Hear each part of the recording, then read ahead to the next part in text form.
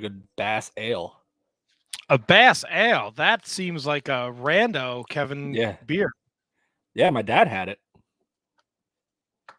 So I was like, Interesting. heck, like a good bass.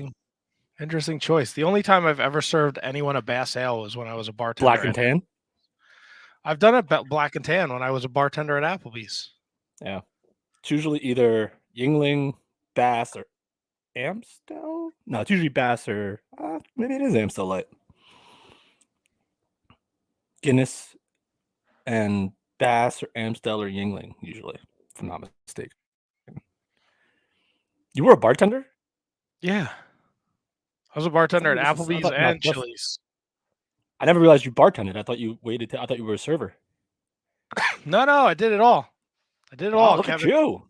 Oh, man. You don't become Applebee's Employee of the Year twice. You're just a server, buddy. Out of how many years? I didn't want to say just a server. That's the most important job in the world. I'm glad you feel that way. I do. I truly, truly do. I've been there. All right. Well, we have a full show tonight. We have Christian Rocco joining us. We have Taylor Rust joining us. We have Tardy Tony joining us at some point. That's a shame. He's a very busy man. Apparently, the grind is real. I don't know. You're not buying it. Not buying any of it. Really? Nope. You think he would just rather not do the podcast? I think he would not want to do the beginning of the podcast. So you're saying Tony's skipping the podcast because Christian's our first guest? I'm not saying that because I think we have a lot of history with Christian. We've known the kid since he was in diapers, essentially. So I don't think he's. I don't think Tony fancies guests all that often. No, but this is a huge. He was super excited when he actually found out this Christian was the Christian from Legends of the Ring because he didn't put them together. He didn't. Oh, we got to talk about that then. Oh, we definitely will. We're talking WWE releases. We're talking. There's so much wrestling last week. There's so much wrestling this week. GCW doubleheader this week. AEW Full Gear, New Japan Battle in the Valley, Ring of Honor for All show this weekend. There's so much wrestling. It's going to make you throw up. I turned off NXT after the dance segment, so I don't know anything that else happened after that. We could talk about that. I was watching New Japan before we started the show. I watched a lot of wrestling. My schedule's starting to free up. I was up at 8 o'clock this morning, Kevin. I did my DDP yoga. I made myself some breakfast. I'm fucking running on all cylinders. I feel great. So wait, all right. So what the dance segment was with that was like the Dirty Dancing thing, right? Where they did the like the whole lift up thing, and then Robert Stone got the stupid stuff. Yeah, I did watch that. That was a long time ago. All right, well, we're gonna talk about that. We're gonna talk about the releases. We're gonna talk to Christian. We're gonna talk to Taylor Rust. We're gonna talk to Tardy Tony. We're going to talk about MLW. We're going to talk about NWA. We're going to talk about everything. Okay. There's so much. This is such a great time to be a wrestling fan and such a great time to do a wrestling. Oh, not really, man. Why? It's not the best time. Could you? Ring of Honor releases. Look, I am 100% convinced Ring of Honor is not going anywhere. No, you're more confident than I am. Very optimistic about it. Right. That's the word I was looking for. Optimistic. All right, let me start this fucking show. Hold on. Where's this stupid thing here? All right, hold on. This thing.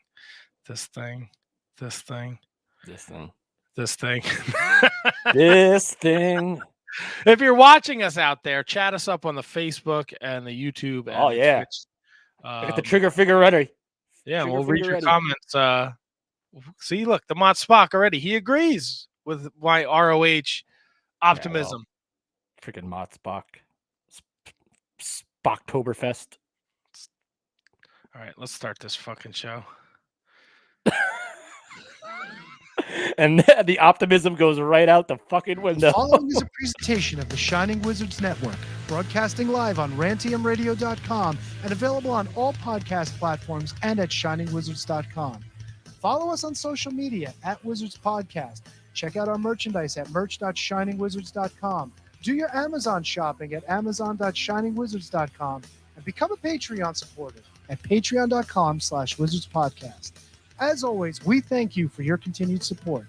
And now, enjoy the show. Hey, this is Buff Bagwell, and you're listening to the Shining Wizards Wrestling Podcast. And I mean podcast. And if you're not buff and you're not the stuff and the girls can't get enough, you better be checking this out. Remember, I'm buff and always will be the stuff. Check it out.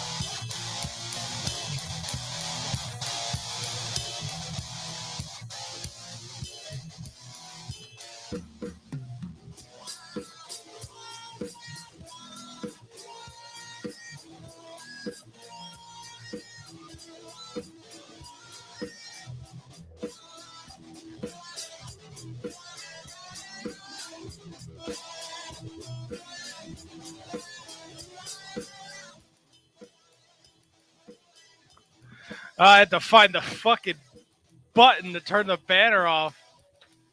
God damn it. It's much easier when I can just press the buttons and Tony can do the sound or someone else can press the buttons. It's Monday night. Kevin, do you know what that means?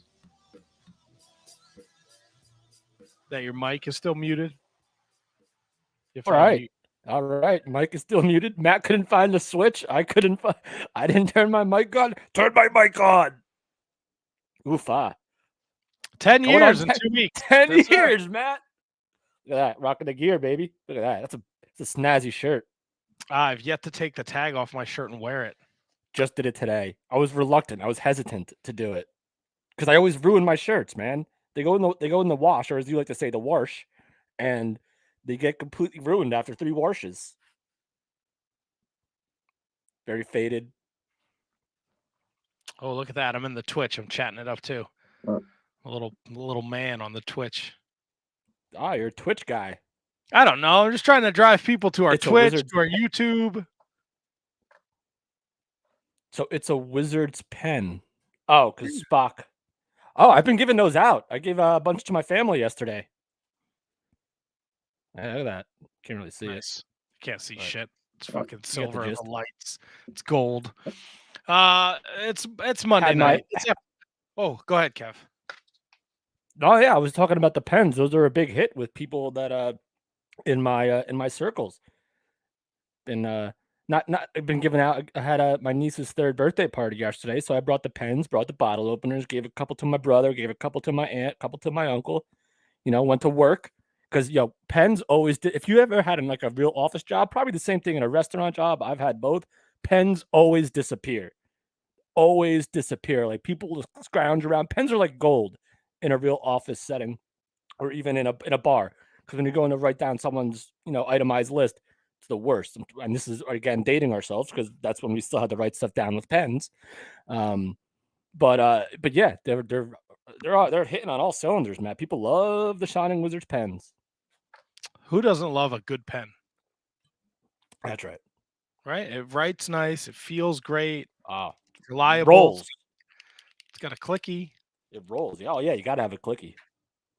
If you want one of these fantastic pens, PayPal us at Wizards Podcast with your T-shirt, the 10-year anniversary T-shirt that Kevin is wearing right now for $20, shipped in the United States.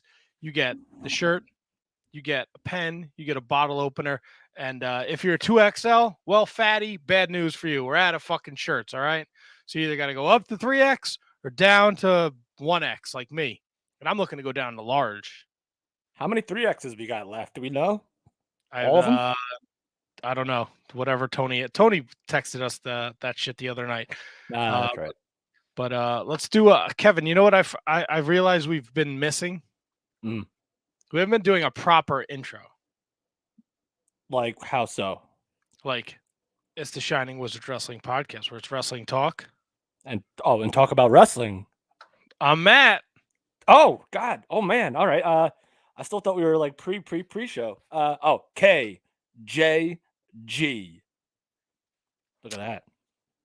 Look at that. And let's not waste any more time because our guest is here. He's been here since the beginning. So I would love to hear his take on listening to our nonsensical bullshit rambling before the show started. Great. This has been amazing. Christian got here before I did. Hey, I gotta come over early all the time. That's what they teach me over at the Monster Factory. It's As about long as it's poignancy. only in wrestling and not with the ladies. Oh, dude, I can't. No, we can't do that. Nah. We can't Still start there? off like that. No, don't come early. Make sure you finish the job.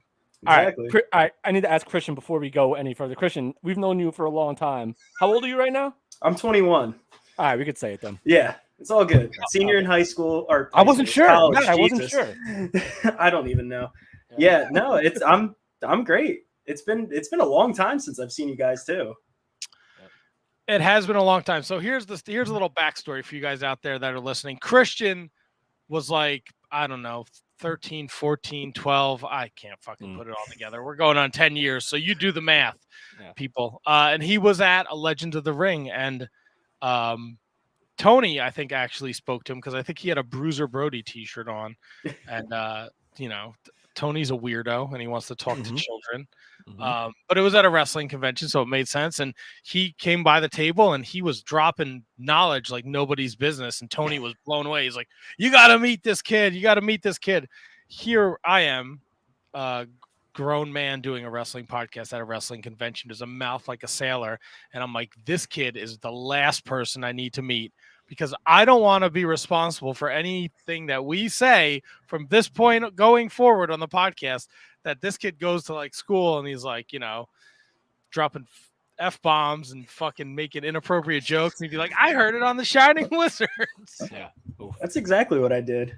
I always gave you guys credit where it was deserved.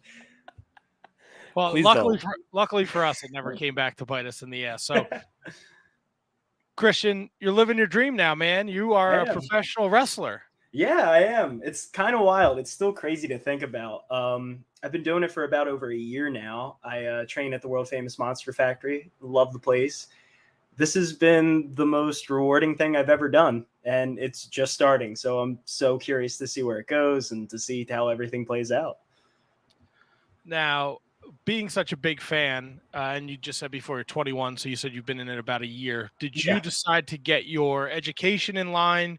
Because in 2020, 2021, we have all this history with all these guys saying, I got into the business young and I didn't have a fallback plan. Yeah. And you kind of learn from their experience, I guess, because you said senior in college. So yeah, you're obviously going to college, you're going to wrestling school, you're doing the thing. I'm doing it all right now. It's kind of crazy. It gets hectic, but I've figured out a way to make it work, which is crazy because I never could figure out how to make it work before when I was doing sports in high school and everything. So I just, it was so important to me that I just had to do it. I kept getting this calling and I was just going like, all right, I got to start it. And I finally did. It just works perfectly with my schedule right now. We train about almost every day of the week, and I stay there. I come in early. I stay there. Like, we usually close the place down. So I'm just in love with it. So take us through a normal day for you. Are you going to school? Then you're going to the wrestling. Yeah. So what time does this start for you? So lately I've been waking up like super early, like 5 a.m, so I can get working out and try and get back in shape. I'm just getting over breaking my wrist. So I'm trying to get back into shape. I kind of fell out of it for a little bit when I got hurt and I was out, but now I'm trying to wake up early. I usually meal prep on Sundays, so I have all my meals ready. I usually go to class super early. I get that all out of the way. And then kind of once I'm finished classes around 2 or 3-ish, I get all my work done. And then I head over to the Monster Factory around 6:30, depending on the day. And I usually stay there until like 1 or 2 in the morning and then drive back. Holy shit. That sounds like a day. Yeah, it's fun. Trust me. I wouldn't want it any other way. Your classes are done by 2. I made sure I never scheduled a class before 2. Oh my God. You see, I used to be like that. And then I started taking night classes and I hated it. But also it's great to just get it out of the way. I'd rather have everything done before I go to wrestling. Like, studying for exams is the biggest pain in the ass, and just getting that ready for God knows what comes up. Half the time we don't know what's happening at the factory. Things just pop up. Like Blue Meanie just showed up on Friday the other day, or there are these crazy opportunities that come out of nowhere. And also, plus, I'm trying to start taking outside bookings. Me and a group of my friends just drove down to Tennessee for this open tryout that they did with TNA. So that was an amazing experience. It's the life, man. I'm living it. That is phenomenal. So tell us about this road trip. How many of you guys got in a car, and what was that experience like for you? Oh, it was awesome. It was super last minute for me. They had planned it out, but I was like, yeah, I want to go, but I don't know if I'll be busy with school and everything. And then literally we had a show at the Monster Factory that night. And I wrestled on the show, and it's about 11, 12 at night. And they're like, just come, man, just come, just bring $100 and come down and pay for the thing. Let's do it. And I just said, why not? We drove about 8 hours straight, no sleep. And then the tryout was in the morning going all the way into the afternoon. We slept in the parking lot for about a half hour. We did the trial. It went amazing. I couldn't have asked for it to go any better. And we actually got asked to be on the show later that night too. So I got to wrestle there as well. So I can punch that off of my my wrestling card and say I've wrestled in Tennessee. That's pretty awesome. It was incredible. I'm so glad I did it. And I just should have said yes from the beginning, but it took a little convincing and them talking me into it, but it was an amazing experience. It's going to be something I talk about until the day I die. So what went into you choosing the Monster Factory? I've been a Monster Factory fan since I was a little kid. I've known about it, and it's this really, really crazy famous school that's not too far from my hometown. I go to school right now in Philly, and my trust me, it's pretty bad out here. The other day there was like a shooting down the street. Oh, what are you at, Temple? No, I'm at St. Joe's. Okay. Yeah, Temple's pretty bad too. I've been around there. I have some friends over there. It's pretty bad, but yeah, and it's not too far from my hometown, which is same hometown as Draws, Mays Landing. So many great people have come out of the Monster Factory. So many like amazing names that it's like, God, if you start rattling them off, you got King Kong Bundy from back in the day. You got D'Lo Brown. You've got Sheamus, Big Show. You got kind of Big Show, but even more recent guys like Riddle and Damian Priest. It's just an amazing school run by really great people. There's so much history and lineage to it, and I feel like I'm getting the right education there. I haven't found a better wrestling school yet, and I just love everybody there. Yeah, I mean, Monster Factory is world renowned. Even before, in the before time, obviously now Danny Cage is in charge of it now, and everyone. I like Danny a lot, and LSG is over there every now and then helping out, wrestling. Yeah, he's great. I love LSG. Him and Gabby are awesome. Yeah, so the reputation speaks for itself in the before time and in current time.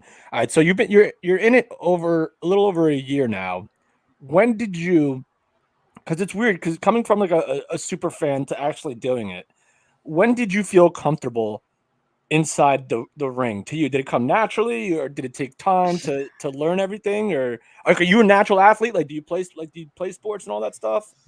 I think I'm mildly athletic. I still think I'm finding my feet, but it's something that you just gotta constantly work at. It's funny you mention that too, because I talk about this all the time with my friends. It's like, oh my God, you picked this up so fast, and then this other person who's been in it for so long isn't anywhere near that. It just comes with time, and it's just different for everybody. For me, there's still that strange awkwardness of like, I don't want to hurt anybody, because I never really did combat sports. I played soccer and I did crew throughout my years in school. So when I switched to wrestling, probably two of the most difficult sports endurance wise you could possibly have. Yeah, and crew's a pain. That was every day. Oh my God. I only did that for a year and a half because it was more of the schedule than anything. You have to wake up so early. You gotta just keep working out and constantly doing everything. But yeah, I think I have pretty decent cardio. Right now it's more so me working on my strength and trying to get my physique where I want it to be. During COVID, I probably got in the best shape of my life. God, I went from like 150, no muscle whatsoever, up to like 190 from May to September. It was nuts. I never thought I could make like such progress so fast. So I'm trying to get back to that point. Since my wrist kind of derailed me, but yeah, it's still coming to me. I feel like I learn more each day, and it's almost strange because I've watched so much wrestling my entire life. My nickname at the factory is actually, like, they call me Encyclopedia Brown. They're like, oh, you know so much. They always come to me for fucking facts. know, bro. We know. They always come to me for like facts or random things. Even the coaches sometimes they're like, oh, what happened then? I'm stuck on this one factoid. But yeah, it's kind of like relearning wrestling. It's weird. I started watching it again the same way I was when I was a kid, but now watching it from a different perspective, which is amazing. I feel like I'm becoming a fan again. How many matches do you have under the belt right now? Probably a little, like, other than practice matches, ones that have been on shows. Yeah. Probably anywhere from like 5 to 10. Yeah. All right. That's not bad for a year. That's not bad at all. Yeah. I try and do as much as I can. I always make sure, like, I'm always at everything. I'm always trying to volunteer and get my name in the door, do something. Might as well make the mistakes now. So now when you're at the Monster Factory, does a guy like Danny Cage, or maybe even like maybe not a Blue Meanie, but hey, maybe a Blue Meanie said this. When do they tell you, hey, it's okay to go and seek these outside opportunities? Is that something that you have to run by them, or is that something that they say, hey, you're ready, take whatever you can? Really, they want you to go out there and get those bookings and do those things, but you always have to run it by Danny. He's always looking out for your best interest, and he always wants to make sure you're safe and doing well and like you're okay. Even when I went to Tennessee, I got the opportunity to be on the show, but I made sure I texted him and my other coach, Missy Sampson, just to make sure everything was all right, everything's peachy, everything's cool. But yeah, they're more than supportive of us. They want to see us succeed, but they also want to take care of us and make sure we're safe. Yeah, you would hate to get put in a position that you might not be ready for, or people you might not necessarily know how to deal with. Yeah, and the best places to make mistakes are in practice, and we're there so much. So that's why I love staying afterwards and staying until the crack ass of dawn, of just honing it and really figuring out, like, all right, this is what I want to do. This is what I want to get at. So Monster Factory, you might say, you might be doubling the rate of practice that other schools might have, like, overall, right? Because if the hours are really that long, you're getting double the work in less the time. Yeah, I mean, for our normal hours, it's really just 8 to 10. But I love, it's always open ring for anybody who wants to stay, and it's usually me and a group of like my close friends there that just always want to keep working and keep working and keep working and just find that next step or find what's next. Try and figure out what mistakes we made and kind of look back at them and see what we're doing wrong. That's awesome, man. Yeah, I mean, it's, like I said, it's been the most rewarding experience I've ever done. I've never been so deeply into something and like committed to something like this. Lizzie Flanagan wants to know if you are Six Pack Rocco. I was Six Pack Rocco. Right now I'm Hoss Rocco.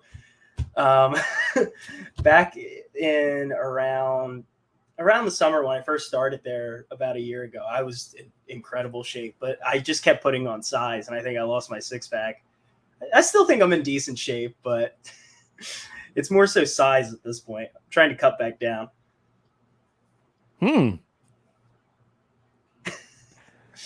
Yes, that is.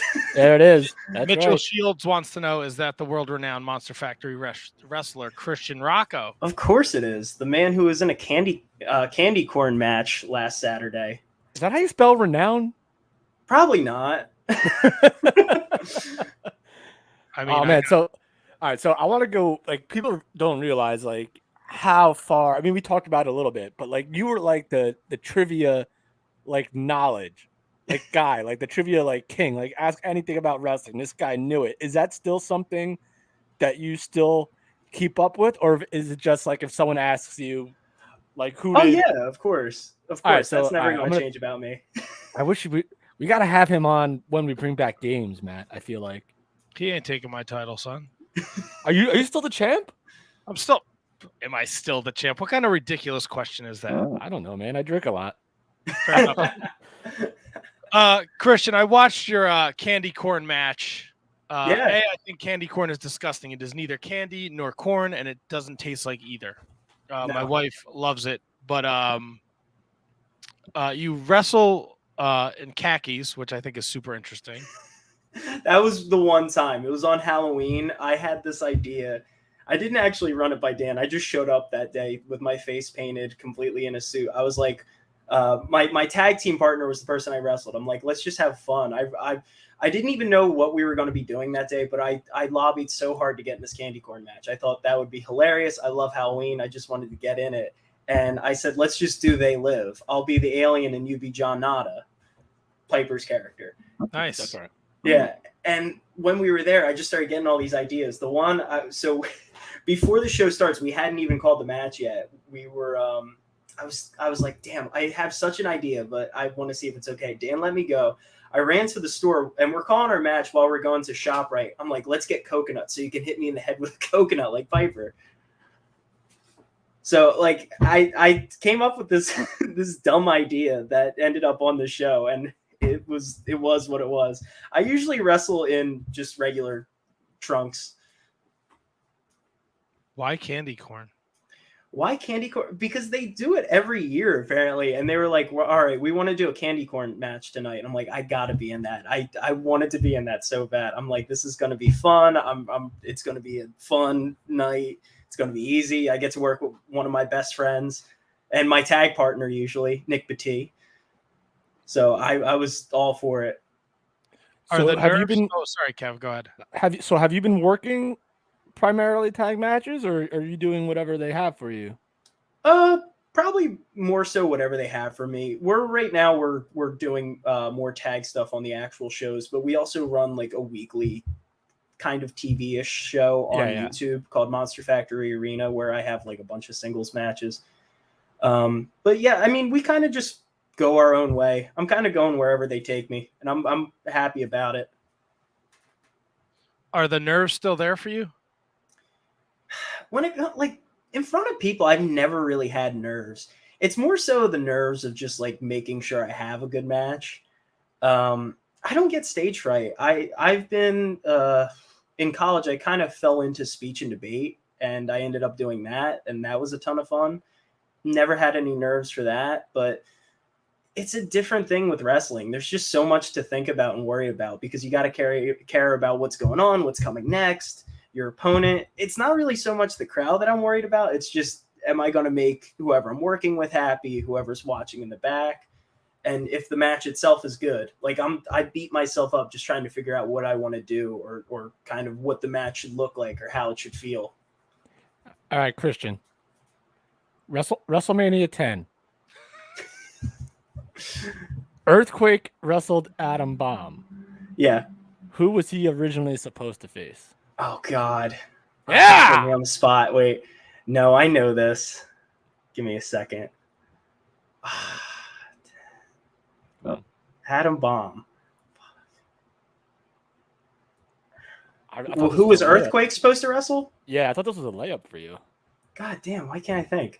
I'm telling you, I'm just getting over being sick, so I'm trying to figure that. I'm trying. Oh, no, I am mad at you. God damn, was it Ludwig Borga? It was Ludwig Borga. Yay! Attaboy. He still got it, kids. He still got it. Took me a minute, but I got it. Our good friend Ryan Sullivan wants to know, does he have college pride? If so, the Hawk is dead. The Hawk will never die, brother. Come on. God damn, man. Coming out of my school like that.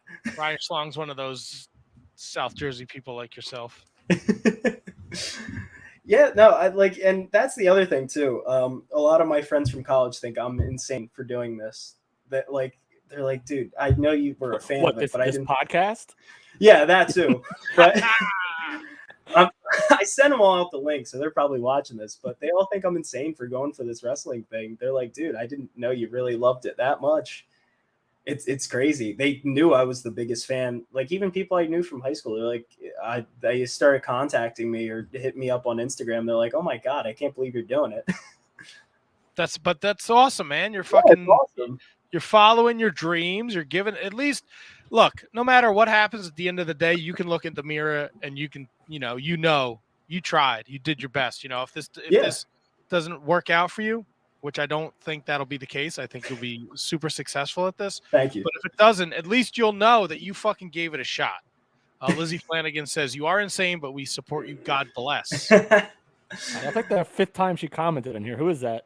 It's a friend of mine from college. Okay, gotcha. Well, Lizzie, there is no God on the Shining Wizards Wrestling Podcast. Just me, because nobody can beat me. Shining Wizards, can you beat that champion? I'll take you on, Christian. Speaking of Shining Wizards, by the way, that's my finish too, which is nuts to think about. Yeah. How did we not bring that up? That's awesome. Yeah, no, I wanted to do it for a while, and I was thinking about it, and then I thought back to the podcast, and I was like, oh my God, there's such a connection here. Plus, I'm sitting here across from the shirt you guys gave me when I was 12, which is crazy that it still fits. I found it yesterday, and I've been wearing it all day. Which one? Which color scheme? It's the blue and white one. Ooh, old school. I'm sending them a new pink and black tomorrow. Is going out in the mail. So we got the Heart Foundation one going right now. Is our that's our colors, man. Pink and black. Signature. I like the 10 logo. I really do. It's awesome. I gotta get me one of those pens. Throw it in with the shirt. See what I can do. Yeah, I'll throw you guys in a shirt too. I got my own stuff here. Oh, shit! You got merch? Really? Yeah, I got merch. I got stickers and shirts. Look at this guy. Yeah. I'm a marketing major. Come on, I got to do that. Marketing major. I was a PR major. Yeah. See how great that worked out for me. Got you plenty of AEW figures back there. Oh, that's true. It's a very good point. Which one of us? What's up? So which one of us? Oh, both of you guys. That's right. I can't really see my stuff. I can see all the autographs. I see the is that Omega or AJ with the Too Sweet? That's Jay White, buddy. Oh, that's Jay White. My bad. Don't you dare. How dare you? I have plenty of posters in my room too, but I don't want to come off like too much of a mark. That's the only thing I got to tone back a little bit. Everybody's like, oh, you fangirl about some stuff. The one person all right, yeah. I know. Look, and I'm not in wrestling school, but I will tell you this. And I think we had this conversation like 2 weeks ago. You're going to cross paths with a lot of people. And then, the wrestling business is fucking crazy. I think you got to take your opportunity, man. And you got to take your picture with them. You got to talk to them because you never know. You never fucking know. I'm sure. Look, it's a lot easier for me to say it because I'm not training. I'm not showing up to school every day. I'm not getting in the ring and working with these guys. But man, life is full of these moments, and I think you got to capture them because, again, they'll be gone in an instant, and you got to have something to look back on. I guess that's exactly how I feel. It's funny you mention that. Shit. I got to when I was first starting out there, they were having me pick up people from the airport for the shows. And I almost lost it because I got to pick up Brian Pillman Jr. Nice. And they were like, you definitely send you for obvious reasons because I'm the biggest, I'm such a huge fan of him, but his dad is like one of the reasons why I even got into wrestling. I love Brian Pillman. So there was that awkward moment. I just talked to him about nothing in the car forever, but I'm like, dude, I just got to be straight with you. Your dad's so awesome. He's one of the reasons why I got into this. And he was so cool about it. I couldn't have asked for him to have a better reaction. I just talked to him about stuff that he remembered when he was a kid and he was just going on about it. But that was such a rewarding moment. And I can't believe that even happened. That's awesome. Did you tell him to cut his shitty hair? No, I didn't because, man, that's throwback Pillman. That's Hollywood Blondes Pillman. His hair is when he dyed his hair white for that fucking AEW pay-per-view. Man, that was bad. Oof. He did not look good. I got the mullets are coming back. You got to bring back the mullets. Do you? Yeah. Hey, look, it's the best. It's business in the front, a party in the back. Come on. I know all about. I don't see you rocking a mullet. No, I'm not gonna rock a mullet. Has a hell of a head of hair though. Yeah. God Well, he's damn. fucking 21, dude. What do you expect? No, I'm just saying. What do you want me to do? Kid's a I baby. acknowledge him. Basically. So let's see what his hair looks like in 20 years. I still got a good one going. All right. You always all wear a right. fucking hat. That's right. It's not good for your hair. All right, Christian. Yeah. Paul Ellering's dummy's name. What was it? Oh, Rocco. Come on. It's my All last right. name. Yeah, I know. I was hoping. Yeah. Ding! I just literally pulled up SummerSlam '92 and I saw the photo of that. So I was Oh, like, come all right, on. I love 92. I love Wembley. Come on. Yeah. It's a great All show. right. Sorry. Don't get fresh here, Rocco. No. I think you should, Kevin. You're throwing fucking softballs at the kid. Jesus. All right. Come All on. right. I'll get the real deal going. You- I'll get you the need D'Lo some Brown style. You need some Tony Z fucking off the wall. Wrestler from fucking the Antarctic won the world tag titles. Yeah, see, I'm trying to remember what questions like we would have for him back in the day. Like, what did we give him then? Do you know what's really funny? I went to a Tom Pritchard seminar in the summer in Massachusetts, and he was like trying to like get everybody on these questions, and I kept answering them, and I think it was pissing him off. I remember a little bit. well. You did it multiple times with us at different shows and stuff. I remember it. What was the one he asked? He was like, "Where did Foley get the mandible claw?" And God, that was the only one I got wrong. But he was even impressed with who I said. I said Dr. Jerry Graham because I thought of you know that's Vince's favorite wrestler growing up, right? Yeah. Yeah, you know the whole story behind that. Sure. That's Why don't gonna you be tell a us, dark why don't you side tell of us the just in case? Oh yeah, he didn't he dig up his mom and hold police at gunpoint? Nope. Did not know that. He had like a psycho conundrum there. I like that. It's right in my wheelhouse. Yeah, I'm a big horror movie guy too. That's another thing I'm great with. I'm great with trivia for like music, horror movies. God, I'm really good with a lot of like old pop culture references. That's just because my parents, they raised me well. They let me just love whatever I loved, and my dad introduced me to everything. My mom introduced me to everything, and from there I just grew this like affinity for older shit. The old shit's the best stuff. You should come to the true crime stuff. It's very fun. Oh, I love true crime stuff. I'm a big true crime guy. I keep that one under wraps because people are like, "Oh my god, that's why." creepy that What you know you that." listen to true crime podcasts? All the time. Which ones? Documentaries. What's up? Which true crime podcasts? Oh god, there was the one that was really popular when I was in high school. It was the one that was like an ongoing case, but the ones that got me really into it were the BuzzFeed ones that they had on YouTube. Those ones were pretty well done. God, now you put me on the spot. I can't even remember. I usually just watch a lot of documentaries on them, whatever comes up on Netflix. I do a lot of research on Wikipedia and Google. There's way too much. I know way too much about too many serial killers. Me and you both. My coasters in my house are serial killer mugshots. Are they? Oh, Have you ever been to like NJ HorrorCon or any of those? I haven't. We went to Liberty Science Center once, and there was somebody selling like tchotchkes, and they had these mugshot coasters, and I was like, we need these for the house because my wife is also into true crime. So I was like, this is awesome. They were selling so many shirts and so many things. I regret not getting the one. They had an OJ Simpson shirt. It said Lady Killer, and it's like a shot of him from the 70s dancing. Oh, it was great. Yo! What's up, Christian? What's up? How's it going? Folks, you're listening to the Shining Wizards. You're watching us live. We are on the line with Christian Rocco. He's the fucking man, if I dare say so myself. Thank you. The fuck is this? No, pizzeria's here. Pete, take it away. Pizzeria. Hey, mamma mia, fanzanuna. I'm gonna go make myself a drink. I'll be right back. Don't get up now. It's like a shut Sal the and light. Richard phone call from Howard Stern with the See, fake names. I heard you guys talking about hair as I was trying to get my way into Studio A, and I realized if I had the light on behind me, you might see a little reflection in the old scalp ski, so I had to just shut that off. Wait, who's telling you not to curse? Who's telling Christian not to curse? Still not to curse. Come on, I'm all grown up. We already went over there. Sorry, I'm joining in late. I always get chastised for showing up late.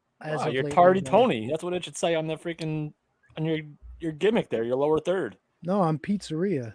So, I heard a great story about Dr. Jerry Graham. Did you know he dug up his mother and drove her around in his car before he got arrested? Yeah, I did. That's a crazy story. He was Vince's favorite wrestler too. Oh, dude. Come on. And you know what the funny thing is? The ironic thing is he had Jerry Graham like under the WWF banner and he just wound up like releasing him. Nope. There's Kevin. Nope. Didn't mean to do that. Hit the wrong thing. Did Vince wind up releasing him because that happened with his mother, or it was just kind of like Jerry Graham was old and out of shape and just not the wrestler he used to be? I think it was budget cuts. Probably.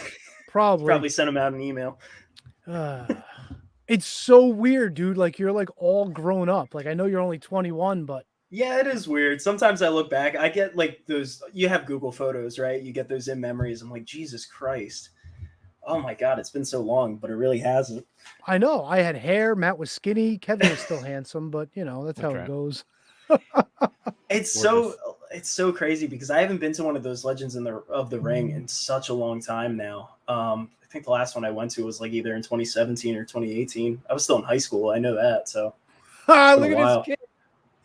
A humble brag. I don't think we've been the one either in a while. Yeah, it's been a bit. It's been, and then I know it moved, right? Actually moved closer to us. Shit. Wait. I had no idea. It's not in Monroe anymore? No, it's in Woodbridge, I think. Because I remember when we were going there, a lot of people were bitching and complaining the Crown Plaza had changed hands and like it completely went in the shitter in terms of like rooms and whatnot. So I don't care. It was a great place and had a bar right next door, right in the place. That was good. They had the sports bar, right? Oh yeah, Yogi's, baby. Yeah, I remember. I bumped into, who was it? I have so many pictures of people in there. I would just start eating lunch with my mom, and then all of a sudden Scott Hall would just walk in. Well, of course. Probably not the best one. The best one I have is one with meat. That's probably one of my favorites. The old Sean Stasiak gimmick. The old Sean Stasiak. Yeah, Sean Stasiak doesn't do interviews much anymore. No. I'm so grateful I went to all those shows too, because I'm looking back at it now. I like so many of those guys aren't even around anymore, which is, I'm not trying to bring it on a somber note, but I'm just very thankful I was at least into older wrestling and into those time frames, because they're starting to go away. I mean, how many times did I meet Piper and Dusty there? It's kind of nuts. Was that the end of this? Yeah. Sorry.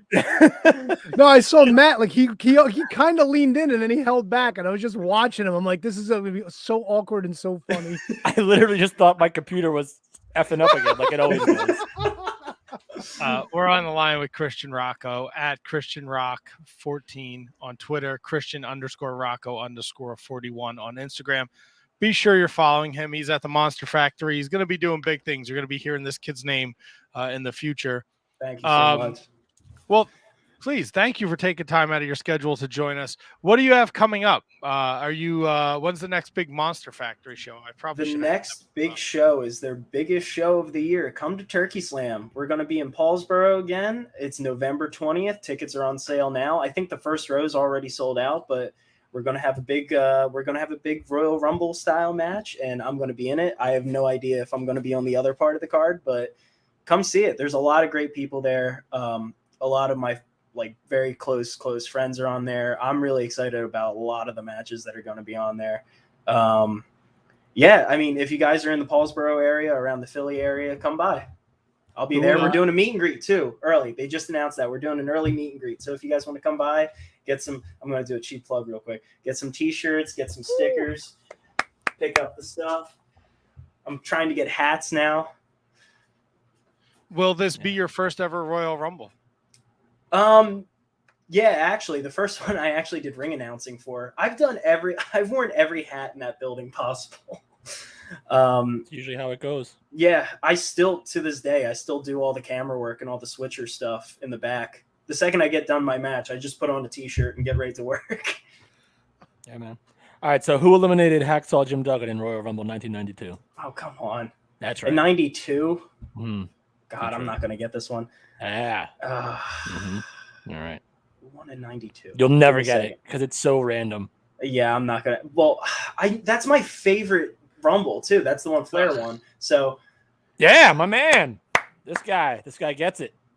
God, I have a shirt that says Rumble like it's 92. I need that shirt. Did Greg Valentine eliminate him? No, it was a good guy.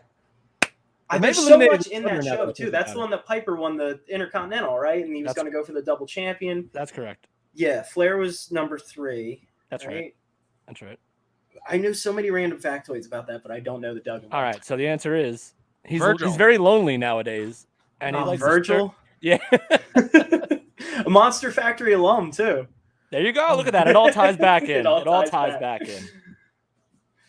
I can only imagine Hacksaw going, "Hey, Virgil, I'm going to give you the rub tonight.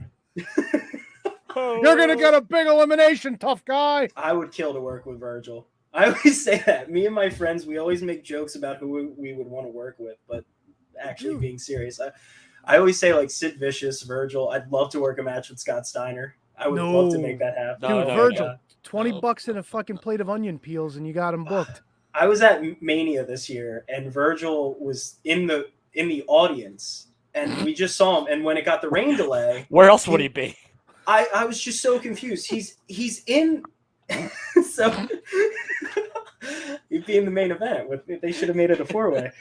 But when we got the rain delay, we all moved out, and all the sections kind of just were meandering around. And then there's Virgil just sitting there charging people to take pictures, and he's just walking around. Oh, He yeah, just gets man. out of the bathroom, $20 to get a picture with him. You ever see his video on Cameo where he had his nuts hanging out? What? All right. I need to All see right. that. All right, Christian Rocco. Thank you very much for joining us here. Yo, it Always, guys. might still be online. Like, it was on for a I'm gonna long look that up time. right now. Yeah, I think he did it so people would fucking like check out his Talk about- cameo. Oh, well, check out more than his Cameo. Oh boy. His fucking meatballs were hanging out. Oh, God. Fat Nuts Virgil. Old Soul Train Jones with his balls hanging out. Christ. Mike Oh my Jones. Letting his soul glow. You think Ted paid him to do it? Oh yeah. Ted needs the money. Christian, was he in his fucking NWO t-shirt when you saw him at WrestleMania? No, unfortunately not. He was wearing the same gray hoodie that he always wears. The first time we ever did a wrestling convention at WrestleCon, he was trying to get in and they wouldn't let him in, and he wanted to be like at our table, and we were like, get lost. They actually felt bad for him. It wasn't. Yeah, it was WrestleCon. They actually gave him a spot in the back somewhere. And the funny thing is, you've all seen it. The banner says Ted DiBiase and Virgil, Yeah. but you don't get the Ted DiBiase part. Do you know what's the best part? They actually, I love all the action figures. They made a Mattel one with the banner too, which is insane to me. You can get a Virgil action figure with the banner. Really That's is. hilarious. It's the greatest thing ever. Yep, because who'd want a picture with Ted DiBiase? All about the base. Oh my God. Oh my god! I still can't get over Virgil having his nuts out. Oh, it's Yeah, fucking greatest thing. fantastic. I'm just gonna Google Virgil nuts. No, don't, Matt. Don't do it. Well, you can share it. Well, if you share it, we might get thrown off. Oh, because it was a thing. Yeah, but you don't want to go broadcasting it. Oh Yeah. my god! Yeah. And I don't think anyone really cares to see it. January 15th, Virgil promotes his Cameo account, doesn't realize his balls are showing. Oh, he knew. He knew. Yo, it's still there. Motherfucker, it's still there. Mm. Yo. Yeah, WrestleZone promoted it. Oh my god! Fucking wrestling. It was this news. is- this was a- He's God, gotta be. It's gotta be the oldest video that doesn't have a strike against it. I can't believe it's still God, here. That's amazing. That is incredible. Christian, Emma McCormick wants to know, I have a question, what your wrestling persona zodiac chart? Huh? I'm just wrestling as me, so I'm still going Sagittarius. What is All going right, on I here? don't know. I don't know. He's got- I'm just me right now. I have ideas for stuff that I want to do in the future.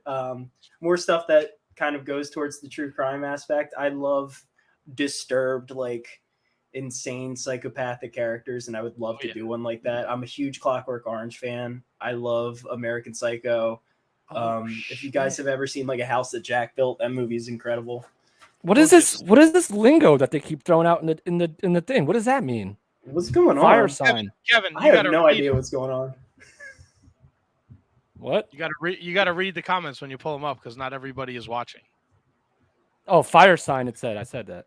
I don't What's even your know what a fire fire sign? sign is. I have no I'll try clue. this You know again. what it is? Christian's a young guy. He's handsome. So now all the young ladies are coming out of the woodwork, and they're all That's thirsty. exactly what it is, They're man. thirsty for the Rocco. So now they're just coming up with all these weird things just to get a little time with him. I I get know, it. right? They're just trying to get their 5 seconds of fame. Dude, I feel like a better person right now that you're joining us tonight. There you go. Whether I am a better person or not is Damn, another you guys story, really but- set me up. I didn't know I was getting that on here. Now, man. Christian, you got to hear the opening of the show, and we had speculated that maybe Tony doesn't like guests, in particularly you, and that's why he was late to the show. No, You no, want- no, no. I didn't say Oh. that. I didn't say that. Was that You what wanna- you were talking about beforehand? Before I jumped Yes, on? yes. Do That's we what I want think it was.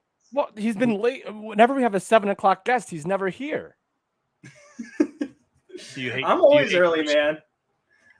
Look, I would have loved to have talked to Paro last week. It just didn't work out. And then by the time I was getting on, you had Earl Cooter on. So I wound up. His name is Earl Joseph. I know. You know how many times I was updating the website over the weekend? I kept putting Earl Cooter. That guy rocked. Earl, Damn. Earl Cooter, past guest of the Shining Wizards Wrestling Podcast. Of course. That's why I was getting confused. That No, was what the other about thing. Christian? Yo, Christian Cooter would be an awesome name. Christian Cooter? Yeah. It's my- Goddamn, my- man. my- That Start guy creating the Christian- money. That goddamn Christian Cooter over there. That guy, man. Boom Whenever out. I bring my dad to the shows, he always says really like horrible shit because he's still a fan. And he said he was at one of the what was it? He was at one of the Monster Factory shows, and I just hear him while I'm calling my match in the back. I just hear "Kicker in the Cooter."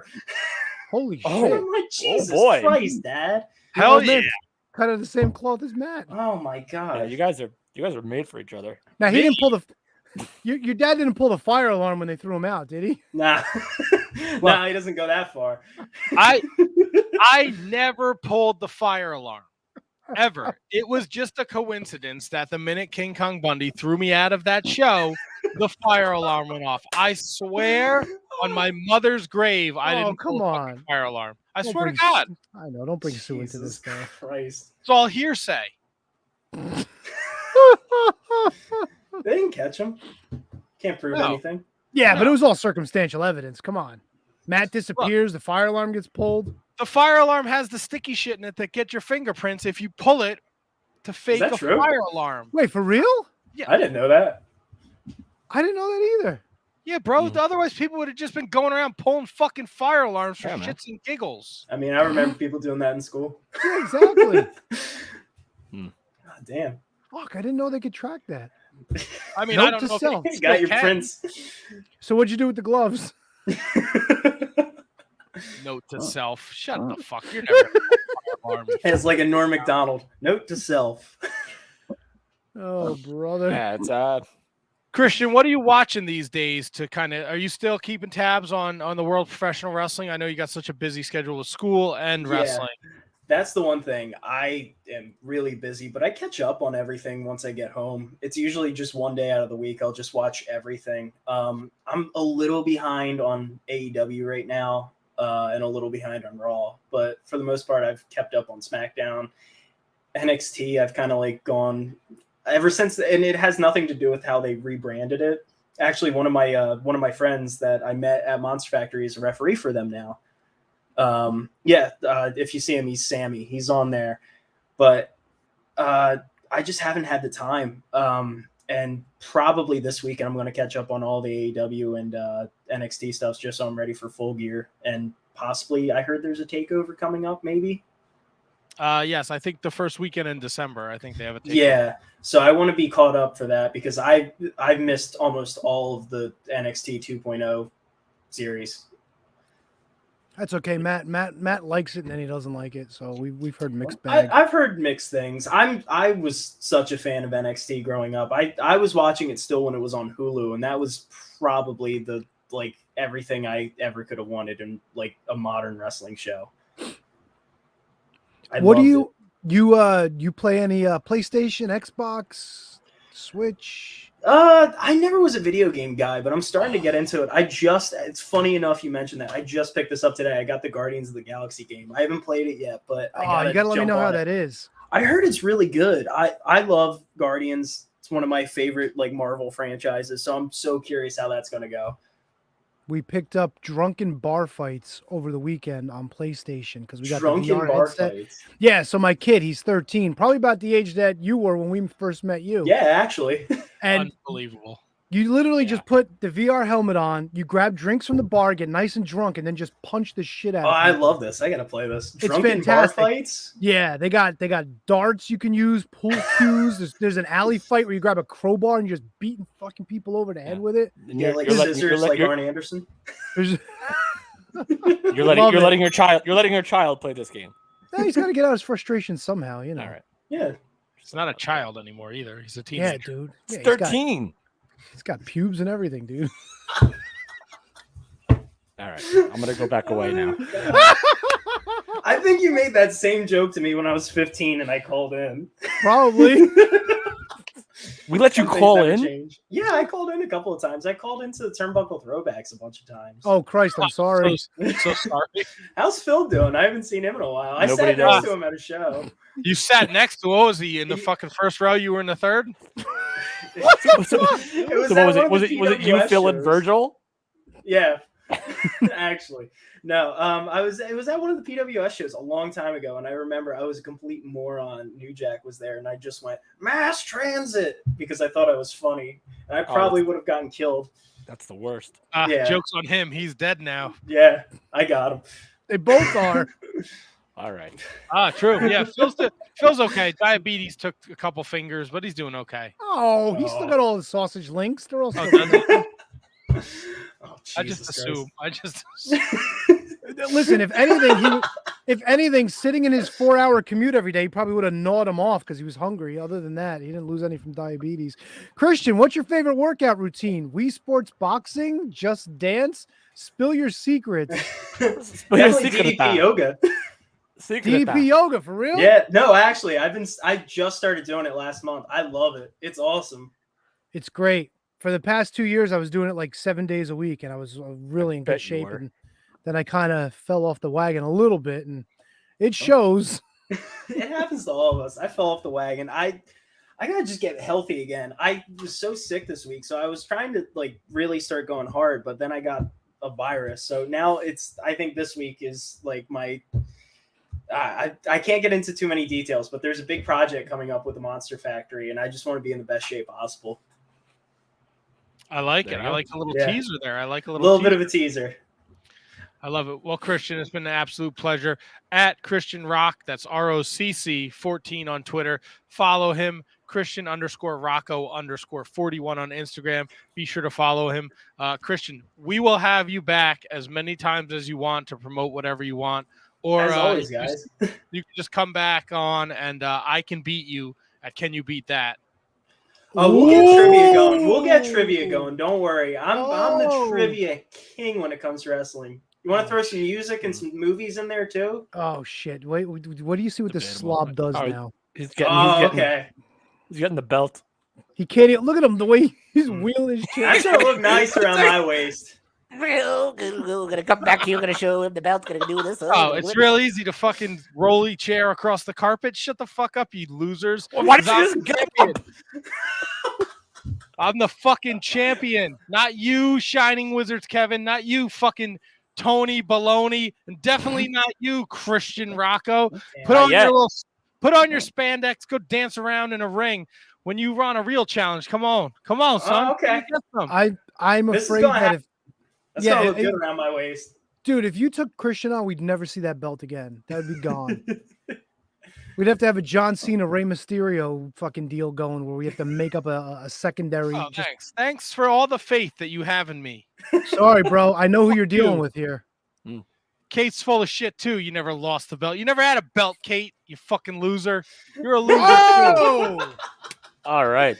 Well, Christian, thank you very much for joining us. We hope Thank you to, guys for to having see me. see you again very soon. Thank Bring you it guys on, again. Christian. I It's ain't an afraid honor. of you. Come on, You bring should it. be afraid. Come You should on, be bring very it. afraid. Not afraid.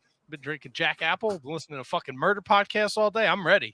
And I just want to tell all the look at that. ladies that are in the chat room for Christian, we're actually 3 somewhat handsome guys. So if you want to stick around when Christian leaves, you're more than welcome to. Yeah. At least hit the subscribe button. Jesus. Shut Yeah. up. And please look at me. I could use some attention. I'm getting old. He does do Christian- yoga, so you know he's flexible. Fuck yeah, dude! I can put this shit up like over my head and shit. Fuck yeah! Oh, Yeah. Your friends had a lot of fun with you in this chat tonight. I know, For right? sure. I didn't even see the chat. I've just been on my computer right now. All right. Oh no, wait, we did that one. Oh boy. Yeah, Who we're let- done. We're done. who Sorry, let Kevin people, if in we didn't get charge? to your question. Thank you guys so much for having me. It's always an honor coming on here, and thank you guys for being so good to me for the past 9 years I've known you guys. Oh man. Feelings mutual, my friend. Be well. Good luck, and like Matt said, come back whenever you want. Yeah, Thank you, seriously, thank man. you. Even if you just want to fucking chat with us about wrestling, we don't have to promote anything. Hell yeah, Come hang out with us. I'm all for it. Whenever I'm free, I'll jump on. Awesome. Sounds good. Christian Thank you, Rocco, guys. everyone. Cheers, brother. This is amazing. Cheers. It's awkward. 10 years, but you were a little kid and now you're a grown ass man and he's wrestling know. and he's on our podcast. So weird. What is the bear question? The bear question. Oh boy. Christian, would you rather fight? Yeah. Oh, sorry. Wait, what? Hold on. There's too many bear got it. questions. Here you go. Rat-sized bear. One rat-sized bear. I'm not gonna have to deal with 500 of them. Jesus. No, it's a bear-sized rat. Oh, bear-sized rat. I'm going with the one over the 500. Yeah, you Are got to these go all for mark- the one. Yeah, I'm Are going these all all out marketing on that. majors, Christian? I don't think so. All right. I'd hope not. He's so young and Is that so what they're virile. is that what they're tied to? I don't know. Are these all marketing questions? This is weird. All right. Let's wrap it up. All right. Thank you guys. Christian Thanks again, Rocco, Christian. everyone. Be well, Follow brother. him on his social media. Christian, be well. We'll talk soon. I'll get that shirt out in the mail tomorrow, brother. Yeah, I'll send you guys ones too. Awesome. Hit me up. Oh. I'll send whatever sizes. Fuck yeah. I like This it. guy's the best. He is the best. Christian Rocco, everyone. Be sure you're following him. He's going to do big things in the world of professional wrestling. See you guys. Bye, Bye, Christian. bud. Have a great night, bud. All right, let me turn Couldn't this hold in my down. gas anymore. I felt like burping. Whew. Hello, little Tony stinky. Maloney. What's going on, Millionaire Matt? What's going on, IG Shining Wizards Kevin? Nothing. Christian was in the queue before Kevin, so we kind of just went right into the interview. Got, That's yeah, fine. got a lot of mileage out of that bad boy. And we got Taylor Rust in about 15 minutes. What do you guys want to talk about for the next couple minutes before Mr. Rust joins us?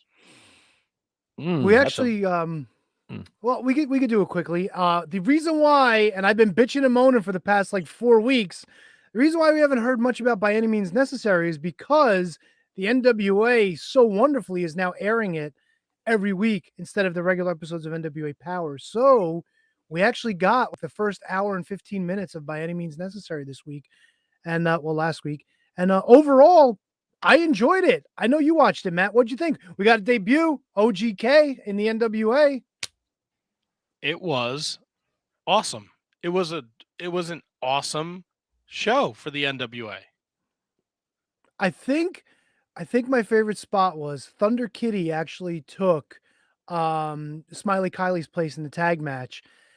And the fucking most hilarious thing was when she had, I think it was Marty Bell backed into the corner, and her partner, Tootie Lynn, just kind of backs off, and Thunder Kitty just punches her in the stomach and tells her to pay attention. I fucking rolled on the floor, dude. I couldn't stop laughing.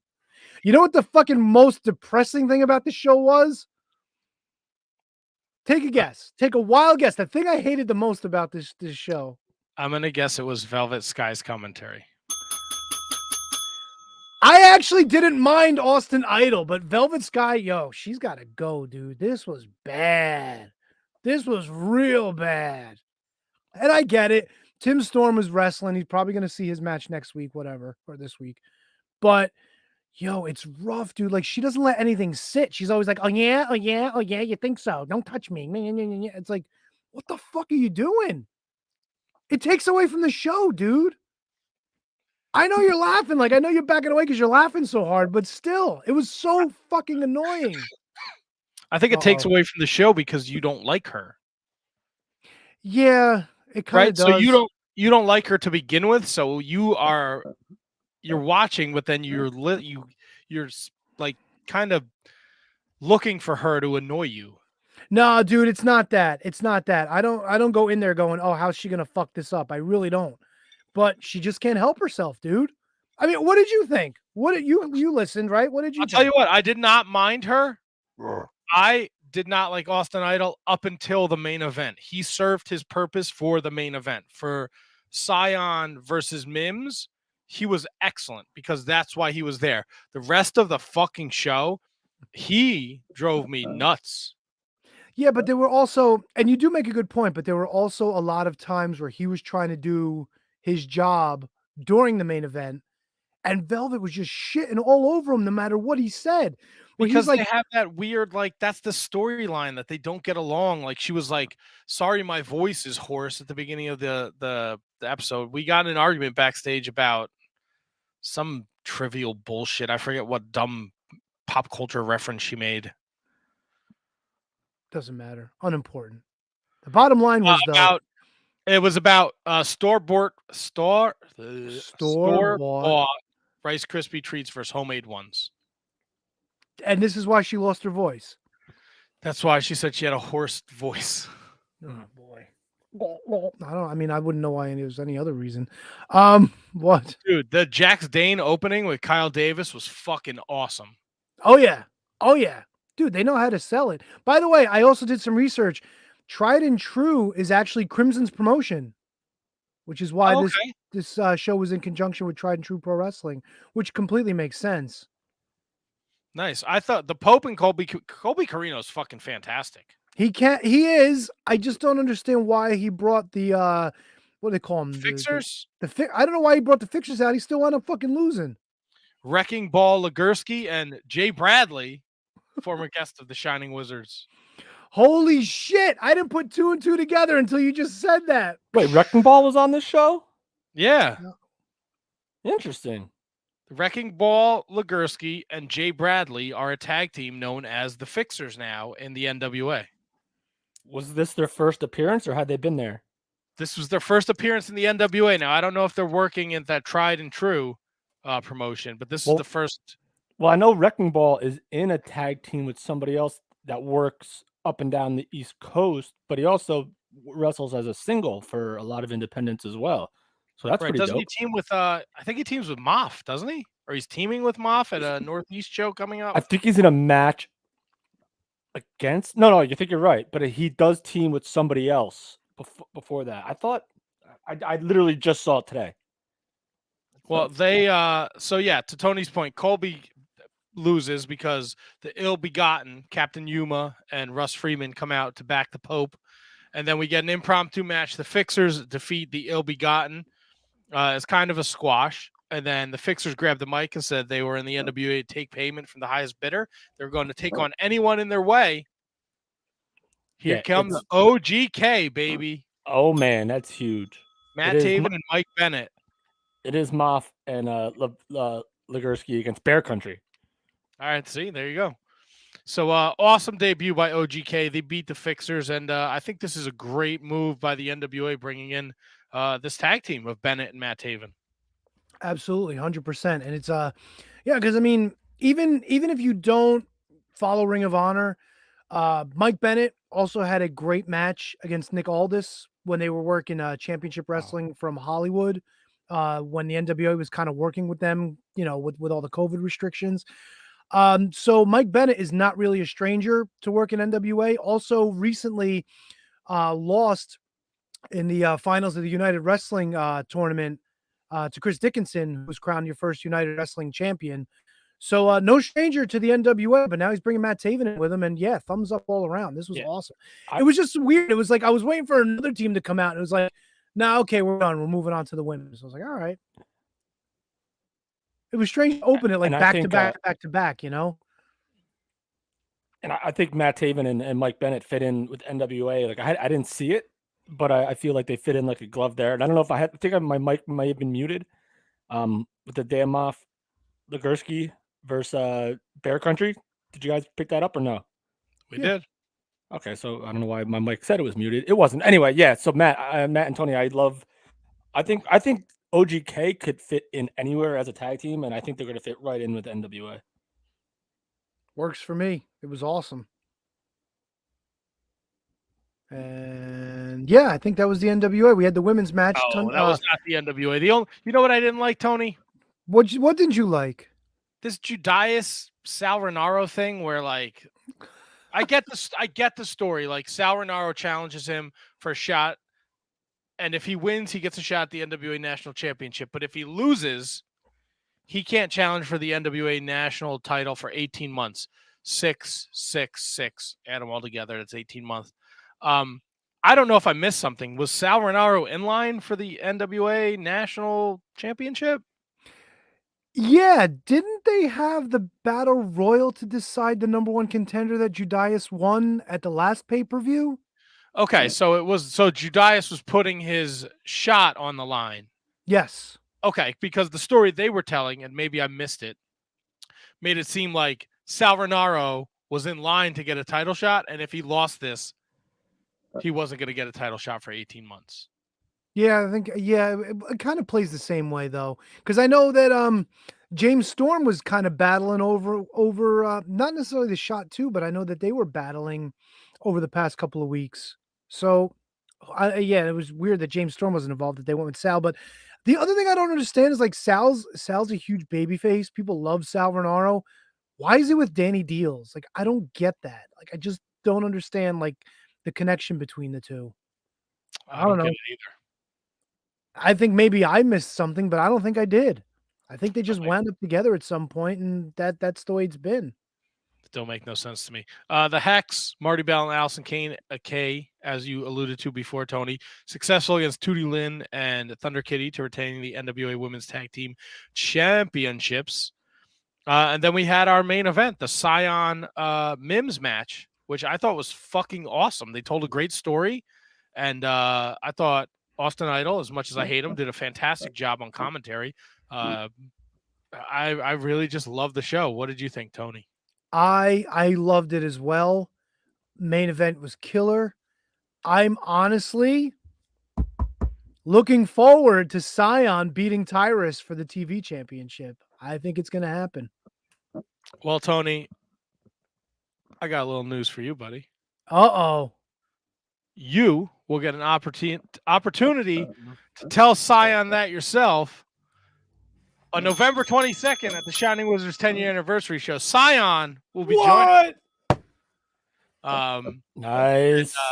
And I let Kevin guess another guest that I booked for the 10-year anniversary show last night. Charlie Haas will also be joining us. What? Popped me good, baby. Wait. Time out. Let's reel this back. I thought we weren't doing guests for the 10th anniversary show. What happened? We weren't, but then things just kind of fell into place. So Scion had put something out on Twitter, and I had said, hey, we'd love to get you on the podcast sometime. And he instantly DM'd me and was like, absolutely. And I was like, this will be a great 10-year guest. And then Charlie Haas followed us on Twitter, and I was like, fucking A, man. Charlie Haas would be a great 10-year guest as well. So now we have 2 10-year guests. That's a Seton Hall University alumni right there, Charlie Haas. Even though I didn't go there, but The Haas brothers were at the famous show where Matt pulled the fire alarm. I pulled no such fire alarm. Well, we could talk to Charlie when he comes on the show, see what his recollection of that night is. ooh, that's a great point. Taylor Russ should be joining us shortly. Tony, I don't know if you're aware of this. Taylor Russ, though, and maybe this was not on your radar. He was the UWN Tag Team Champion back at the beginning of 2020. He was part of the Soul Burners. Who was his partner? Tomaste. Did they lose to the Bariquas? They lost to Adrian Quest and Andy Brown. Because I know the Bariquas were champs at one point, but there was another team that was champs as well. Oh, God. Wow. My championship wrestling from Hollywood is so sketchy. I'm sorry. I thought that would have been right in your wheelhouse, buddy. No, it is. It's just that it feels like it was so long ago. Was it like Dickinson and somebody? No, there was one tag team. I don't remember if they were like well, there was the Bodega Boys, which was Danny Limelight and Escobar, one of them. the big guy. He kind of looks like Moff. And then oh wow, no, it's not ringing a bell, dude. All right. All right. No harm, Sorry. no foul. Oh, don't be sorry. Don't be sorry. It's okay. It's I'm okay, big crying. guy. How you doing? How are you guys doing this week? We didn't even get to catch up because we had Christian was right in the queue before we started this wonderful show. I was looking forward to coming home from work early today, and then wham bam. Hey, can you do this for me before you leave tonight? All right, I guess. Whatever. Yeah, that's your story. I'm sticking to it. All right. Dang. I got a bridge to sell you, T-Donk. Only if that bridge takes me to the drunken bar fight game, which was fucking awesome, that my kid and I decided to splurge on. And, Splurge. How much money could a drunken bar fight game cost? Dude, it was $17. It seemed like a little expensive to me, but the kid really wanted to play it. So I was like, Wait, "All how right." is that expensive for a video game? Dude, if you see the game the way it looks, you would have been like $10 tops. Aren't video games like $60, $70? Nah, this is like one of those like Wait, buy it online. Oh, okay. All right. You know, it's like one of those digital download kind of things. This was nothing that got some sort of major release where you could find it at like GameStop or anything. That's what I thought you were talking about. No. You guys ready for our guest? Bring him on in. All right. Mr. Taylor Rust, how are you this evening? Good. Thanks for joining. Gentlemen, how are you? Good. How are you? I'm not so bad. I'm just watching the LA Kings game right now. So we'll see how this one goes. The LA Kings. Uh-oh. Yeah, brother. They're playing at 8:00? Who are they playing? Well, I mean, West Coast times, you know what I mean? So Sacramento we're playing Kings the or Maple LA Leafs, Kings? actually. Los Angeles Kings, hockey. Yeah. Oh yeah. All right, let's go. Let's talk some hockey, baby. Yeah, man. So are you you're a Kings fan? Yeah, big LA Kings fan. All right. I mean, So LA sports in general, you know, like LA Rams, Kings, you know. Oof. I'm always partial with both the Dodgers and the Angels in baseball because my grandfather was a big Angels fan, so kind of goes both ways. But yeah. So tough night for you for the Rams for sure, but yeah, hard game Kings. last night. I have an eternal hatred for the Kings because they defeated my New Jersey Devils in the Stanley Cup Finals in 2012. So forever will hate the Kings, but I'm very happy to have you on here, Matt. Let you give him a proper introduction here, buddy. No. Look, if you go, I mean, hockey's your wheelhouse, Kev. I don't want to steal your shine here. It's all good. We have there, okay? That was a good time. That was a good 2012 playoff series. I mean, you know, the right team won. Yeah, and didn't you guys go back to back? Didn't you beat the Rangers the next year? No, we lost in the Western Conference Finals the next year after that. And then it was the year after that they went ahead and beat the Rangers. I could have sworn. Yeah, 2013 they lost That's to right. Oh man, it was Kings. the Chicago Blackhawks. That's right. Oh boy. Uh, So what are your thoughts on the season so far for the Kings? we'll see how it's going, you know. Started off great. Kopitar looks really well. Other than that, we'll see how it's going. I mean, Anaheim just rattled off like 4 in a row, I feel like. Yeah. I want to talk about that. Yeah. No one does. No one does. All right. Well, we're on the line with Taylor Rust. Taylor, thank you for taking time out of your busy schedule. We won't take you too far away from the Kings tonight. You have had a pretty tumultuous 18 months. You were pandemic hit. You were part of the Ring of Honor Pure tournament. You were signed to NXT. You were working New Japan shows, the secret tapings, the unexpected release. You're back in Ring of Honor. Ring of Honor's future is questionable. How are you handling all of this? This crazy time that we're living in right now. It's very, very unique how it's all kind of unfolding, you know. Culmination of a lot of years of hard work, I would say, on my part, man. You know, finally getting those big payoffs that you've been kind of working towards. And uh, we're all dealt different hands in life, and this is the hands that we got dealt this time, and I was given. ROH is a great company, and if this is the end of them, this is the end. I mean, maybe it's not, and hopefully it's not. Hopefully they keep going. Final Battle, I think, is going to do really well, and I'm looking forward to being a part of that show. And we'll take it all one step at a time from there. But I mean, as far as the past like 2 years of my career, it's been an absolute game changer the entire step of the way. I had a lot going on in my personal life, and it kind of caused me to take a quick second look at my wrestling career and really put myself in the focus of, okay, you're either going to push forward and achieve this big goal you have of getting signed to WWE, of being this international talent, of being this sought after person in the independent and the professional wrestling scene, or you're going to call it a day. And, I lit that fire in my ass, man. It pushed me just a little bit more than I already was, and that's all you needed. And, it's been a really amazing past 2 years, honestly, I would say. Yeah, and it seems for those not familiar with your pedigree, I mean, you're not a flash in the pan. You've been around for quite a bit of time, and you've earned the right to get that call. But man, you came right on the scene for the Ring of Honor Pure tournament. They cut those awesome vignettes, and I was like, holy shit, man, this guy looks like $1 million. And then to see you wrestle Tracy Williams in the first round, I think it's serendipitous that you now get that rematch this weekend at Honor for All, that first round rematch against Tracy Williams. How much does it mean to you? Because you came back to Ring of Honor in September, you beat Jake Atlas, and now you're getting this chance to wrestle Tracy at this Honor for All show. Yeah, that's a match I really wanted to have. Coming back into the Ring of Honor, telling them to ask me a few things like, who would you like to wrestle while you're here? Whatever we're doing, however long we're going.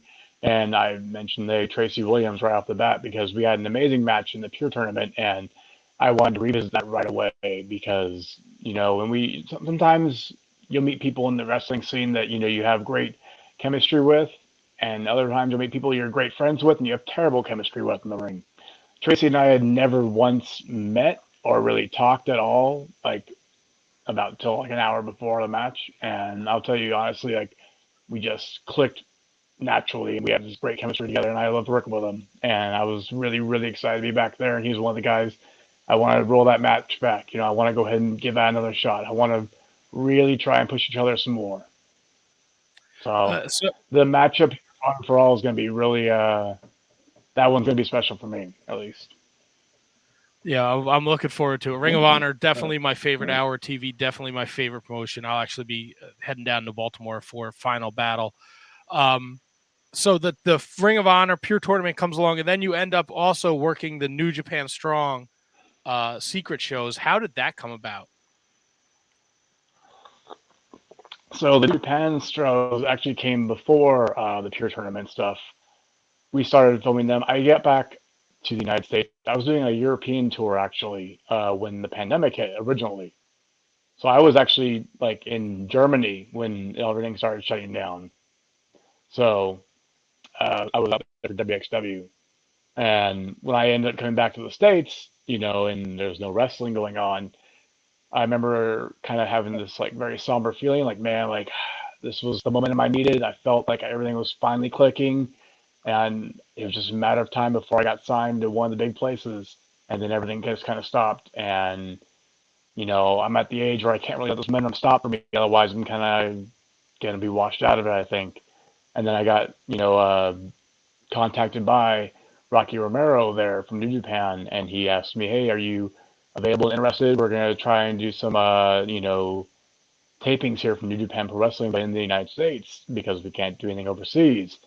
And that was basically doing the New Japan Strong stuff is actually what led me to doing the ROH stuff. So, everything's a little step up the ladder, one to the next. It always connects with each other. So those were really cool things to be able just to kind of keep momentum going because there wasn't a whole lot happening during the pandemic. And when we started doing the New Japan Strong tapings, I remember thinking like, oh, if there's not much happening in the wrestling scene at all, this is going to get a lot of eyes. And after I got signed and left New Japan Strong and I went to WWE, I remember seeing their tapings still continuously coming out, and they were just getting more and more press, and they were just getting better and better. And now we're doing touring shows with them. So it's amazing to see the very quick growth that New Japan Strong has become out here in the United States. What's the signing process like with WWE during a pandemic? Because I believe we had Alex Zane on not too long ago, and the process kind of just kept like hurdle after hurdle, delaying itself. Was that something that came across quickly? Was this pre-pandemic? Where were you, and what was that process like for you? Right before I actually left the country for like 3 months, I had done my official like kind of like a tryout week with them, where I basically went out to the PC in Florida and I just spent a week there working out with at their facility and just did like a match with like me and DJZ. We did a match there, and after that they asked me, oh, what are you doing to next? And I let them know I'm gonna go tour around Europe for like a few months. I'll be back, and they had told me when I get back to the States to let them know that I was returned and that we'll be in touch. And so I took that as a very good sign. And hey, well, maybe they're still interested. And then when the pandemic kind of hit again, I thought this might be shooting myself in the foot by doing all by the pandemic. Might not have this spot anymore with the company. Maybe it's not a good timing for them. But they ended up giving me an email about, I want to say, 3 months or so. It was about June. I had gotten contacted by them asking if I was doing well, and if I was back in the States, and if I was interested in a job. And I mean, of course, I also worked a full-time job at an animal shelter in addition to doing professional wrestling always.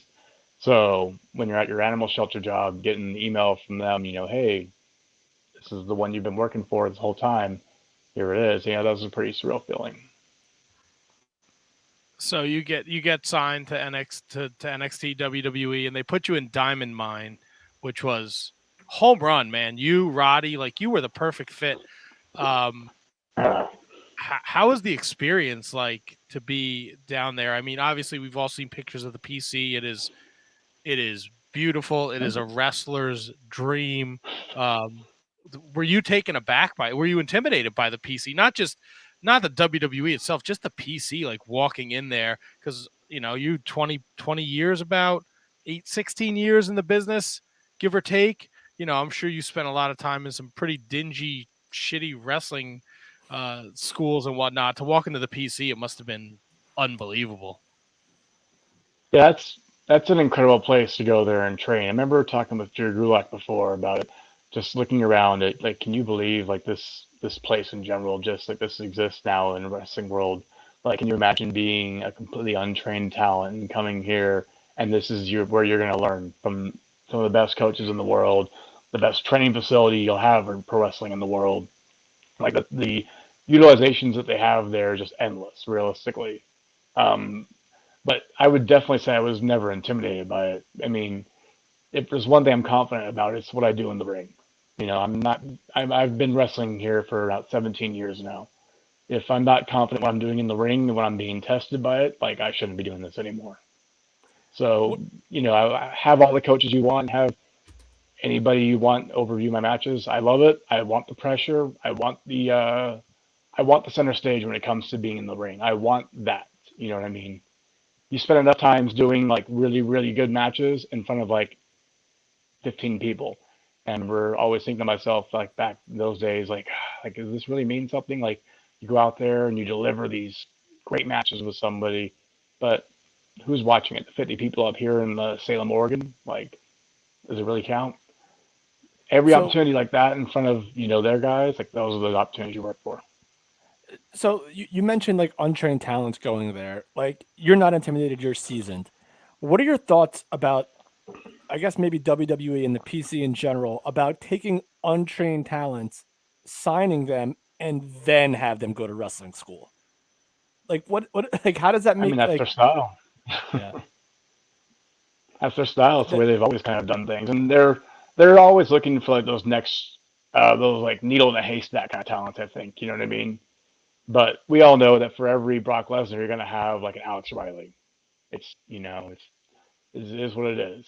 But at the same time, these are incredible athletes they're signing. They're not they're not nobody talents. These our guys are incredibly athletic. The Casper brothers that they have there in the Diamond Mine right now, those guys are endless potential. They can do so much, and they have so much they can offer them. So, I mean, professional wrestlers do pro wrestling best, and that's always going to be the name of it, I think. I'm just going to always be a defender of that. But I'm not going to say these guys that they're bringing in don't have incredible talent and have endless potential. That if they worked just as hard in the ring for give them a few years, like they can really be something, I think. But it takes that time. You know, it takes time to build that confidence in them. It takes time to get them to that point where they can be a leader, so to say, and not have to, second guess themselves every step of the way in the ring and be handheld, so to say, throughout a match. If the Kings keep scoring like this while we're talking to you, we might. I'm like looking up at it. You might have to keep us with you to keep this good luck going here. I know they're in the power play. They're in the power play and they're up 2-0 right now, and it's only the first period. It's only the first period. What's happening? Yeah, well, there's an expression in hockey, Matt, that the 2-goal lead is the most unsafe lead that there is, which I don't particularly subscribe to, because you'd rather be up 2-0 than 1-0. It sounds kind of silly, but it's so true. When you get up too early, all it takes is one shorthanded goal, one power play goal, and then you have a whole lot of time left to play. It's a long game, right? There's a bit of time. Yeah, it's still unchanged. I'm still watching them. There's still the Kings. We'll see what happens. There's practically 2.5 periods left. Come on. Yeah. I don't know, man. It sounds like Kevin's talking shit. I don't want to speak out of No. school, They're in Toronto. I hate Toronto more than the Kings, so it's fine.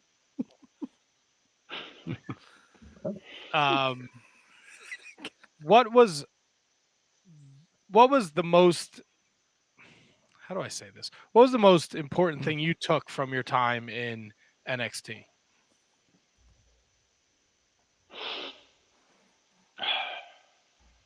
I learned a lot, I would say, from Shawn Michaels. Like, he was very hands-on. Him and Triple H were both very hands-on. And Shawn Michaels took a bit of a liking to me while I was there, like, right away. And as far as psychology from him, when it comes to producing matches, helping out younger talent a lot, he was very, very helpful in me, because he saw that in me as, hey, you're a veteran wrestler, so you know what you're doing. A lot of guys here, they need the help, but this is part of the process. Is you have to be that. If you're gonna be a veteran, you have to help them shine as well. And so he was very, very helpful in giving me like his little techniques that he would do to kind of help lead people along the way he does it in the match. And also just little things that he thinks stands out, that they're the littlest techniques that he'll do, but they make a miles difference in someone in their performance in the ring. He has a lot of really, really good psychology inputs, and learning from him was a very surreal thing. I want to dial back to something that you mentioned earlier about how like you can work with someone that you've never worked with and have a great match and have one of your best friends be in the ring with you guys and you just have absolutely terrible chemistry. What's the conversation like about that between you and like your buddy? Like, is that just like, man, like, why can't we just do this? Like what is it? Like, we have chemistry everywhere else. Why doesn't it work in the ring? It's something that's almost like ineffable. It can't be explained. It's just sometimes you are just very, very good friends with somebody. You both get along so well in real life, but when it comes to putting a match together, when you touch, it just doesn't match up the right way. You both have different, mindsets for professional wrestling, I guess you would say. So the reason I think me and Tracy Williams match up so well is because even though we've never had a conversation before we really touched in the ring, we wrestle pretty much similarly. Like, we wrestle the exact same way. We have a very similar mindset and thought process when it comes to putting matches together and to performing in the ring. We take ourselves very seriously, what we do in the ring. We're very, very similar. With other people that I'll be good friends with them, but we see professional wrestling as two totally different aspects. And then that causes us to kind of have that drift once we tie up in the ring. So it's give and take sometimes like that. Makes sense. So your time with NXT comes to an unexpected end, unfortunately for you. were you? I mean, the whole process. We just saw it happen again this week. Um, did you reach out to any of those folks and just give them some positive words of encouragement, and did anyone reach out to Of you course, yeah. when that happened to you? That was one of the main things. Like before I had gotten released, I remember they'd done a few waves of the cuts, and for every person that gets cut, that like while somebody, it's to me I always look at it like these are people I actually have conversations with. I would talk to outside the business or outside the training, and you feel for them as well. So I would reach out to the guys that I was closer to, I guess you'd say. Um, I, I think the first one that really kind of hit me was like Anthony Green and Kurt Stallion and Jake Clemens. They all kind of got released, and I had gotten signed at the exact same time as them, and that was a really big bummer feeling as far as like, man, we just got here and they just got you guys, like that's awful. And they were all doing very, very well. I felt like with their time there, they were shining in their own ways, all of them. So it kind of sucked really to see that. And then obviously when my time came, I was making a joke, before people like, hey, we're just waiting for our number to get pulled. Until then, we're just going to enjoy our time, make the most of it while we're here. But when I did, my number got pulled and the day came, it was a flood of like, just well wishes, condolences from people. But the ones that mattered the most were the ones that I spent time with, inside the PC, inside WWE, because it's almost like, you're in the trenches together. You know what I mean? You're experiencing this very sometimes stressful, sometimes chaotic and hectic, very hard, laboring lifestyle together. And it's a very strong camaraderie within there, I think. And the guys that kind of reached out afterwards and gave me those, hey man, like I'm gonna miss you. I'm sorry about that, brother. Please keep in touch. That really meant a lot when that time kind of came. And it's not like it's not Shawn Michaels releasing you. It's not Triple H releasing you. So like you have to have like Right. yeah. So you have that relationship with them. They're still there for you. So when it comes from super up above, you gotta. I guess the silver lining is that these people still believe in me and will always believe in me. Yeah, I actually had gotten contacted by Sean the very next day, um, and we just talked briefly. And basically, he just said, my number never changes. Please contact me if you ever need anything, And I'm just want you to know I'm very upset about this, and I hope it's not the end of us working together, you know. And that's something that means a lot coming from someone like him to know that like you're not an immediate afterthought, and that the relationship that me and him were kind of building wasn't just superficial, that it was real to that extent that, oh, this person is caring about me genuinely, not just, from 9 to 5. That's kind of nice to know. That's to come from arguably one of the greatest professional wrestlers ever. That's unbelievable. At the end of the day, you can at least hang your hat on that. Why was Ring of Yeah. Honor the right place for you to land right after of your release? Right before I had gone to WWE, I did the Pure Tournament, and that was literally right. I signed my contract for WWE while in the hotel room for ROH there with the Pure Tournament stuff. And after my match in the weekend there, I had talked briefly with the office there, and they basically just they asked me what my status was within the industry and like where I was, going. And they said that we had heard a rumor that you had been signed by WWE, and I was like, oh, yeah, the rumor would be true then. I did just literally sign it like last night when I was talking with them. And so they had said, hey, we understand, but if anything at all happens, please reach out to us. Know that we are very interested in working with you. We love your work. And that was a great feeling to know that it wasn't like an immediate, okay, well, never mind. And they weren't mad about it. The fact that they were bringing me to the Pure Tournament, they, they gave me and Tracy a lot of time, and they looked well, and they were spending this money on me, and I was immediately gone. They could have easily just said, oh, well, no, if you're not sticking around, you're not one of our guys. We have no leniency or loyalty to you. We have plenty of other guys who want to work here. But, they were still very, very, understanding about it. And when I got released, they were the first people I hit up. and it was an immediate, hey, we understand, we saw, and we'd love to have you back. Please, if you can do the next pay-per-view, we'll put you on right away. And that was a great thing to know. Yeah, and it was a great surprise because they had touted that they were going to have 2 recently released people, and it ended up being you and Jake Atlas, and you are like the perfect fit for what Ring of Honor has been doing with this pure tournament and the storylines they're telling. Like so long, that's why. All the old ROH days, like Paul London, his original ROH run, that was like my first real introduction to what independent wrestling was. Bryan Danielson's entire ROH world title run inspired my career so much. Like, yeah, that's ROH has been like my biggest inspiration for being a wrestler in this world. Yeah, and if anyone's ever seen a Taylor Russ match, I mean, it shows, man, and it's such a kick in the as a fan, a Ring of Honor fan, like the news that came out a couple weeks ago breaks my heart, and I'm very optimistic because I don't think they're going away. But man, like, I don't know, man. Some of the stories they're telling, like with the foundation and they kind of recruited Josh Woods, and like I feel like Taylor Russ would be a great addition to the foundation. You guys had that great 8-man tag match a couple weeks ago on TV. You got to work the tag match with Alex Zane against the Briscoes. Like they're doing great shit with you. How do you take that news when they put this weird press release out, and then next thing you know, everybody's kind of. Is it just like one day at a time, one step at a time? We'll see what happens because, you have the New Japan relationship. Yeah, and you have the New Japan relationship, and I'm going to ask that too. Like, has that door closed, or is there still a chance that New Japan's still running these strong shows in the States? Will we be seeing Taylor Rust in the New Japan ring?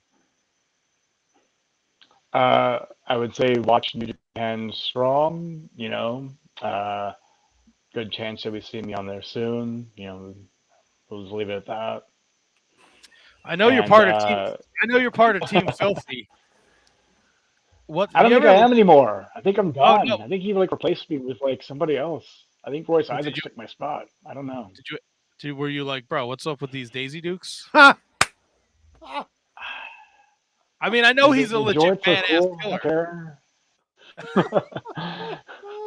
He swings that giant hammer around. I'm not going to say anything to him, man. Fair enough.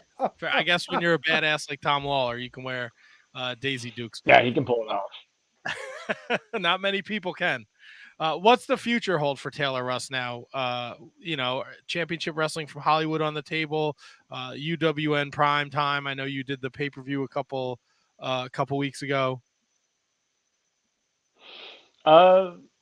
Before I would have told you I'm working with ROH and continuously, and that's probably where I'm going to be staying for a while is ROH. We had talked a good bit, and come January next year, I was going to be working with them a lot more. So their future being very uncertain right now, I would tell you puts my future to being very uncertain, because I do hold myself to a higher standard as far as what I accept to kind of let myself do. You see a lot of people, I think, that hang on to the wrestling industry much longer than they should, and it kind of puts themselves into a detriment in life. And I've been doing this stuff long enough, and I've achieved, everything I've been setting out to do. There's a few things I would obviously still like to do, and if I can still make money in the industry, then I'm here for it. But I think that's kind of my final answer to it. Is just my future is going to be dependent on what kind of comes my way and what doors kind of stay open now with ROH kind of closing. We'll see. Are you still working with the? Oh, sorry, Kev. No, it's all right. This is more of like a closing question, so go ahead with more wrestling talk. I was going to ask if he was still working with the Animals. I'm not at the animal shelter. No, I wrestle full time and live off the industry. If the day came that I was going to go back to having that real life job, then I would probably leave the industry, I think, and just call it a day on wrestling. All right. All right, so you can't pick the Kings. All right. So who are your predictions for the Stanley Cup Finals? One team out of the East, obviously, and obviously one team out of the West. Putting you on the spot, man, because I got mine. Right now, it's October. It's November. Yeah, in November. Gotta do it, man. They make these picks in August sometimes. Man, I don't know. It's kind of hard right now. Like, is everyone so up and down? I think Connor McDavid was doing pretty good recently. I think. Yep. I Yeah, think he was. Let's go with, He might be the. I mean, you're Wayne Gretzky excluded. He might be the greatest hockey player I've ever seen, Connor McDavid. You always hear that, but like, I'm still waiting to see. Waiting to see their team take off, man. All right. So what if I don't throw know. mine at you and you let me know what you say and what you think? All right. All right. So I'm always a Carolina guy. For some reason, Carolina always out of the East always seems to have a really deep team and really good defensively. I like Carolina, but this year I think I'm going Florida, the Panthers out of the East, and I think I'm going out of the Okay. West. I think I'm going Calgary. Yeah. And the Flames to go. Yeah. You know, I out of think the we're West, getting like a bold prediction. Bold prediction out of the West. I'm going to say the Seattle Kraken goes all the way. Ooh. Only because I think it's the most ridiculous team name I've ever heard for a professional team, and I want to see them dominate the world because of it. There you go. So we'll go Seattle Kraken versus we'll go with the Washington Capitals. We'll have those return. See if we can All get right. Ovi You another heard it here one. first. I'm gonna at you at in May or in April. All right. We'll both be wrong. Yeah. The Seattle Kraken sounds terrible, and they're not going to make it very far. Well, Mr. Rust, it's been an absolute pleasure. @_Taylor Rust on Twitter and Instagram. We appreciate you taking time out of your busy night, taking time off of the Kings. Although 2-0 at the end of the first period, we'll be rooting for you the rest of the night. Before we let you go, anything you want to leave All for right. your fans? Thanks for following me on this journey, and for however long it goes, just we'll see. But thank you for everything I've gotten so far, and thanks for being with me this much. Mr. Rust, it's been an absolute pleasure. Enjoy the rest of your night. We appreciate you joining us this evening. Bye, guys. Thanks, Taylor. Good night, sir. Taylor Awesome. Rust, everyone. Be sure to follow him @_Taylor Rust on Twitter, Instagram. Tony Baloney, how you doing over there? I'm okay. Shining Wizards Kevin, how you feeling? Living large, baby. In charge. All day, every day. I'll tell you, someone over here, Polar Knight says, sweet Jesus, it's like the perfect evolution of the beards. Yeah, I saw that. And Tony doesn't have. Oh, all right. So Tony's like the baby, Right. and then it would have gone to Taylor, Maybe. then you, then me, or then me, then you. I have no idea. I can't tell how they're watching this. Which side? I guess it's a reverse side. I don't know. I think you have a bigger beard than me right now. Maybe. I just got a haircut. So, Yeah, Rhiannon mentioned that your wife's ski. but I didn't fuck with my beard. Yeah, you got a nice beard going. You got a nice little shape up there, bud. Yeah, but I got the that like weird. It's all white in the middle here. Oh, doesn't mean it's not shaped up, right? You getting You got old, that- bro. You got that Mark Henry Mick Foley gimmick going on there. That's right. 2 weeks away from 40, baby. Oh boy. Fuck it. Wait, we got to celebrate your birthday again? Who? Us. Who? Do you? No, you don't have to do anything. Do we Happy want to run a birthday. commercial break? Yes, please. If you guys have to piss, I could do the thing that I usually do. All right, you got the new guy for the thing where you're gonna do. Fuck yeah, I got the new guy. I'm gonna take a leak and I'm gonna grab a drink and then we're gonna talk WWE releases. We're gonna talk MLW, AEW. We're gonna talk a bunch of shit and then pull this train into the station. So yeah, Tony, do your thing. Good times. Is Kevin leaving too? Because I kind of want to be alone. All right, I'll leave you. All right. Ah! All right. Get out of here. All right, let's get out of here. How do I do this? Yeah, it's all right. Go take a Stop. take a leak and you can stop talking too. No, let's figure this out here. What do we got here? What's going on here? What do we have? Let's mute, I'm gonna let this keep going. This is mute hilarious. mic here. Let's see. There you Mute mic. Let's what's this? What is this? Windows 99? What is this? Windows 98? We got here. All right. Bye, Tony. Bye. Wow, for those playing along at home in podcast form, that was hilarious. Kevin had left on the video, but was still talking, trying to figure out how to shut the mic. Fan-fucking-tastic. Just like both of our guests tonight, Mr. Taylor Rust, Mr. Christian Rocco. I was tempted to ask him if that was a Jerky Boys reference for his name. It's probably something silly like that's his like shoot last name or some shit or some play on that. But all I kept thinking was, Mr. Louis Rocco. Anyway. That's my love for the Jerky Boys and my love, of course, for all the shows that are part of the Shining Wizards Network. We're talking Cal and Mike, the Midnight Jury. We're talking Anthony Rusinello, Kate the Great, Ryan Schlong, and of course, Dipshit, who had to go take a piss on the Mark Order podcast. Justin and Vince over at Inclusive Breakdown. Phil and the handsomest motherfucker of all time, the Big Cop of Pump, Jay Cop, over at Turnbuckle Throwbacks. Snowy and his fucking ragtag bunch of misfits on Wrestling Night in Canada, including Matt Copper and Ducky, Radioactive Metal, of course, with his boy Aaron, of course, Ringside Rant. Those motherfuckers are making a name for themselves. Maybe this is going to be the Ringside Network. I don't know. I'm just saying I'm happy that these guys are part of it. Of course, not part of the network, but our brothers from down under, the broadcast, and they spell it with a K. Make sure you check those guys out too. Anyway, that's house cleaning for the Shining Wizards Network. Now it's time to talk Patreon. Don't forget, folks, for as little as $1 a month, you can continuously support and feed Matt's fat face and get Kevin rubbers because he's banging bitches 2 at a time. That's right. I'm married. I don't give a shit. But our Patreon producers, we love you guys all the same. As like I said, as little as $1 helps keep the gravy train rolling. We got more than that. For $3, you got access to our archive with all the bonus shows that your ass can handle. Can your ass handle it? I don't know. Join us for $3 a month and find out. $5 a month, we will plug your shit. $10 a month, $20 a month. We got boxes of wizardry. You support us for 3 consecutive months. Matt takes a whole bunch of wrestling shit, throws it in a box, ships it to your house, smiles on everybody's faces. We are going to take time. I'm going to take time personally tonight to thank those who continue to support us. Our Patreon producer roll call. We got Kathy Hummer, the queen of the Shining Wizards. We got Manny Kratzo, the king of the Shining Wizards. I don't like you picking on me either, Kratzo. I'm calling your ass out, putting them fucking posts about Tony. How dare you not only insult the greatest person on the Shining Wizards, but to insult a great band as Tony. Shame on you, sir. Anthony and Danny Rusinello, the AOP of the SWP.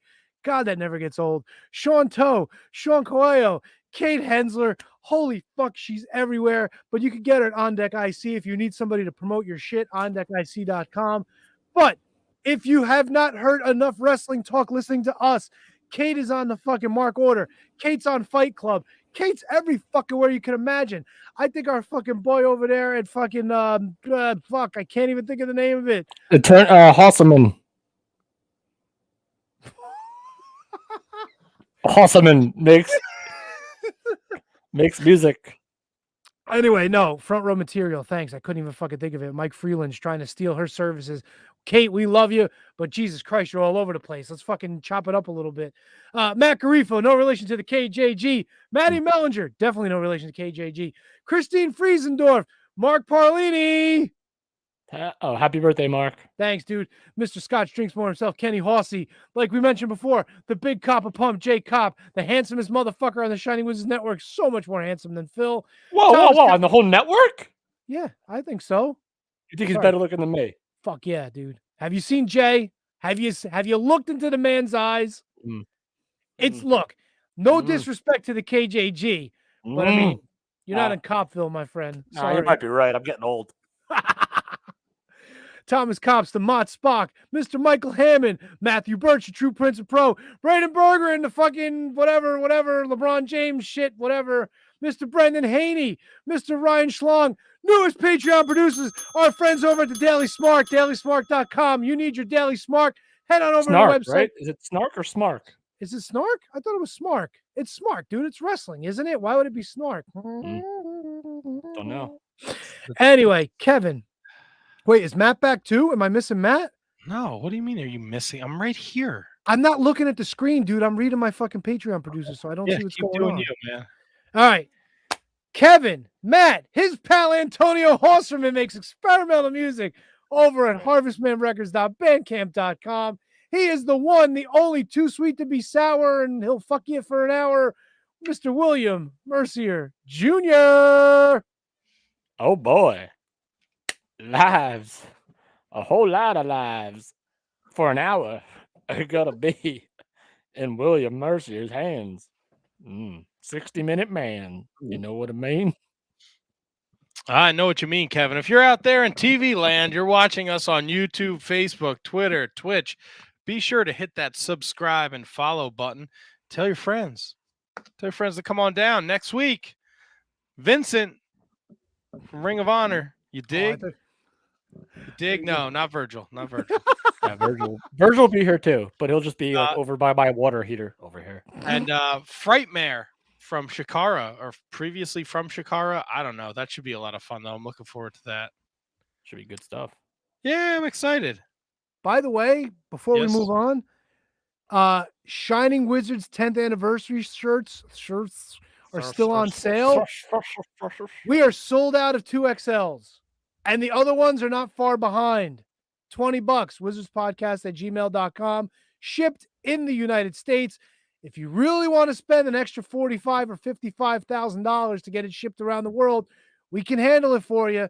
Hit us up on the email. Let us know. We'll get you some prices. And if you think it's worth it, I think it's worth it. But that's your call, because we are still in the middle of at the end of money might be tight. So reach out to us. We'll see if we can hook you up, help you out, whatever. But 2XLs are gone. So like Matt said earlier, either lose some weight or gain some weight to get an XL or a 3XL. Matt, back to you. All right. Thank you. Back to me in studio here. Tony was like the weatherman, like sending it back to like the anchor at the desk. It's raining, Matt. Now you. All right. And now we're going to talk about the biggest news story of the week. Unfortunately, the WWE has once again done a mass releasing. And just like I did this morning when I woke up. All right. Tony's bowel movements are going to be just a bit off the Doppler there. I don't know.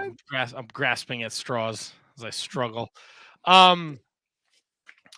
Thursday night, I was at a fancy dinner with my wife. Woo! Before we headed into the city to see a concert. And I had seen something earlier in the day that they were speculating that there would be many releases or more releases to come. And unfortunately, something we're all too fond of happened. The WWE released 18 talents. Wait, Thursday. 18 was that too many? fond of? Familiar with. Ah, there you go. Not fond of. Definitely not fond of. Sorry. The Jack Apple on the rocks is going right to the Brazane. I love it. I love it.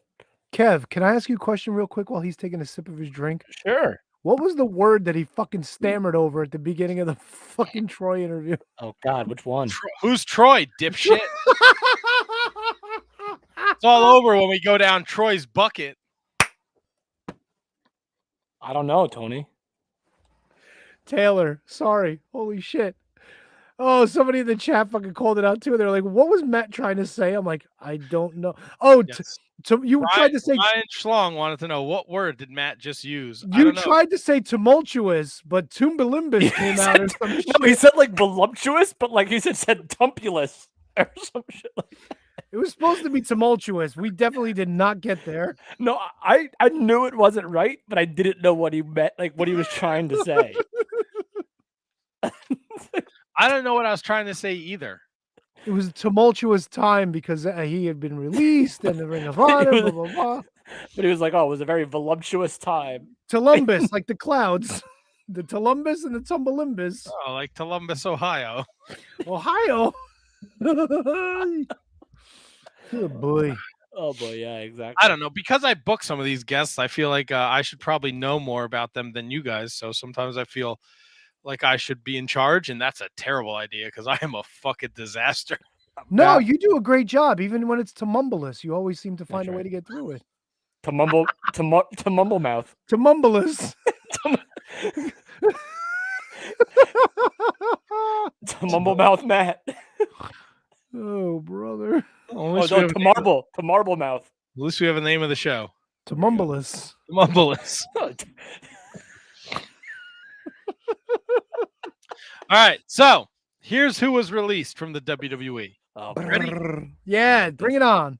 Keith Lee, Mia Hmm. Yim, Nia Jax, Karrion Kross, Eva Marie, Lindsay Dorado, Grand Metalik, Harry Smith, B-Fab, Scarlett, Ember Moon, Frankie Monette, Jesse Camilla, Katarina Cortez, Jeet Rama, Only Lorcan, Trey Baxter, and Zaida Ramir. Yeah, that's a Booker T student, I believe. So they made 13 roster cuts on August 6th, 14 on June 26th, and 6 on June 2nd, 8 on May 19th, and 10 on April 15th. So since the last, I don't know, 2020, they've released a shitload of people. Obviously, I think we all know who the big surprises here are. You got to specify surprises to disappointments, I feel like, because I'm not surprised that the bigger names on this list got let go. I'm disappointed, but I'm not surprised at all. I called Keith Lee. What are you disappointed in, though? The way they were booked? I'm disappointed that we didn't get more. I mean, all right, let's go the obvious ones. All right, so Grand Metalik is out. He asked for his release. Lindsay Dorado, whatever. It's not. I feel bad for him. I don't know if he wanted it or not, but he's been complaining, apparently, from what I've read. The biggest disappointments but not surprises are Killer Cross and Keith Lee and Scarlett. Actually, Scarlett might be a surprise. Keith Lee, I knew was gone. There was so much smoke for that fire over the last 6, 7, 8 months, and there's no reason if you're not going to book him the way that he needs to be booked on this main roster. And NXT is not what NXT used to be. The writing was on the wall for him. Not shocked at all by that. Upset, but not shocked. Same thing with Karrion Kross. Tony? And they gave Keith Lee such a big rub. What was it, 2 years ago at Survivor Series? With Roman in that Survivor Series match, yeah. And the Royal Rumble. With Brock. Brock Lesnar goes, "Who's this big fuck?" or whatever Yeah. the fuck he said. That's one of the most underrated, funny things I've ever seen in the history of wrestling. When Brock Lesnar sees Keith Lee for the first time. Speaking of funny, I was giving Kevin and Matt shit because I didn't think they had mentioned that Keith Lee and Nia Jax were released, and I mentioned it. Kevin's like, "We already talked about it." I looked up and it said Jax and Lee, and I honestly thought it was a tag team from NXT. I didn't. Yeah, Tony didn't realize that was... we were talking about two separate people. All right, so Nia Jax might be on my surprised by most list. Yeah, she got every fucking chance in the book. Even the bullshit she had with Charlotte a few weeks ago. Like, I didn't even think that would be enough to get rid of her. But well, apparently Charlotte's the issue, not her, not Nia. But that's what I mean. Yeah. Like, but I mean, she's been slop shop from day one. Like, everybody's been calling her out on it and whatnot, but she just always seemed to survive that. Yeah, I mean, I guess I always kind of defended her, but like when stuff adds up, and then you finally see somebody losing their job, whether or not it's because of what added up. What else are you going to look at? What else are you gonna point to? You're gonna point out to the stuff that she did, or the fact that she just was a budget cut. Maybe that was. Can I just say, like, I'm at the point where nothing really surprises me anymore. Yeah. You know? Yeah. There's no shocks. It's not like Seth Rollins got let go, all right. So Bray Wyatt, shock. Braun Strowman, shock. Keith Lee, Karrion Kross, not shocks. I don't see for me, none of it surprises me because I don't think the WWE has a fucking idea of what they're doing when it comes to these guys. They're hiring all these people and they want them to do things the WWE way, and some guys are just better off left to do what got them there. Like we talked to Paro last week. He was brought to All Japan to do what he did in the States. I don't think there needs to be a WWE way. And I think that's the most ridiculous thing in the world. This guy, you thought enough of Keith Lee, Karrion Kross, Taya Valkyrie to hire them and put them on your fucking TV and change their fucking names and make Karrion Kross dress like a goddamn samurai, like he was fucking Lord Tenzai's fuckboy. How do you miss the fucking mark so much, though? no, you're right. I mean, it's not. All right, so a lot of these veteran guys, right? They signed with NXT because they had faith in NXT, and NXT was incredible for a very, very, very long time. But now with this new rebranding of what NXT is supposed to be, the writing's on the wall for a lot of people now. And that's not saying that, this new crop, as Rust, as Taylor Rust said before, that they don't have something to offer. But I think Kyle, wow, oh my God, Kylo Kyle Ren. and Gargano were doing dark matches for SmackDown. So now are they going to be brought up to SmackDown, and then are they going to be completely useless there? Or Kyle O'Reilly might be gone by the end of the year anyway, so that's neither here nor there. But which I definitely think he will be. And oh man, that's a whole nother conversation, Matty boy, and T Donkster.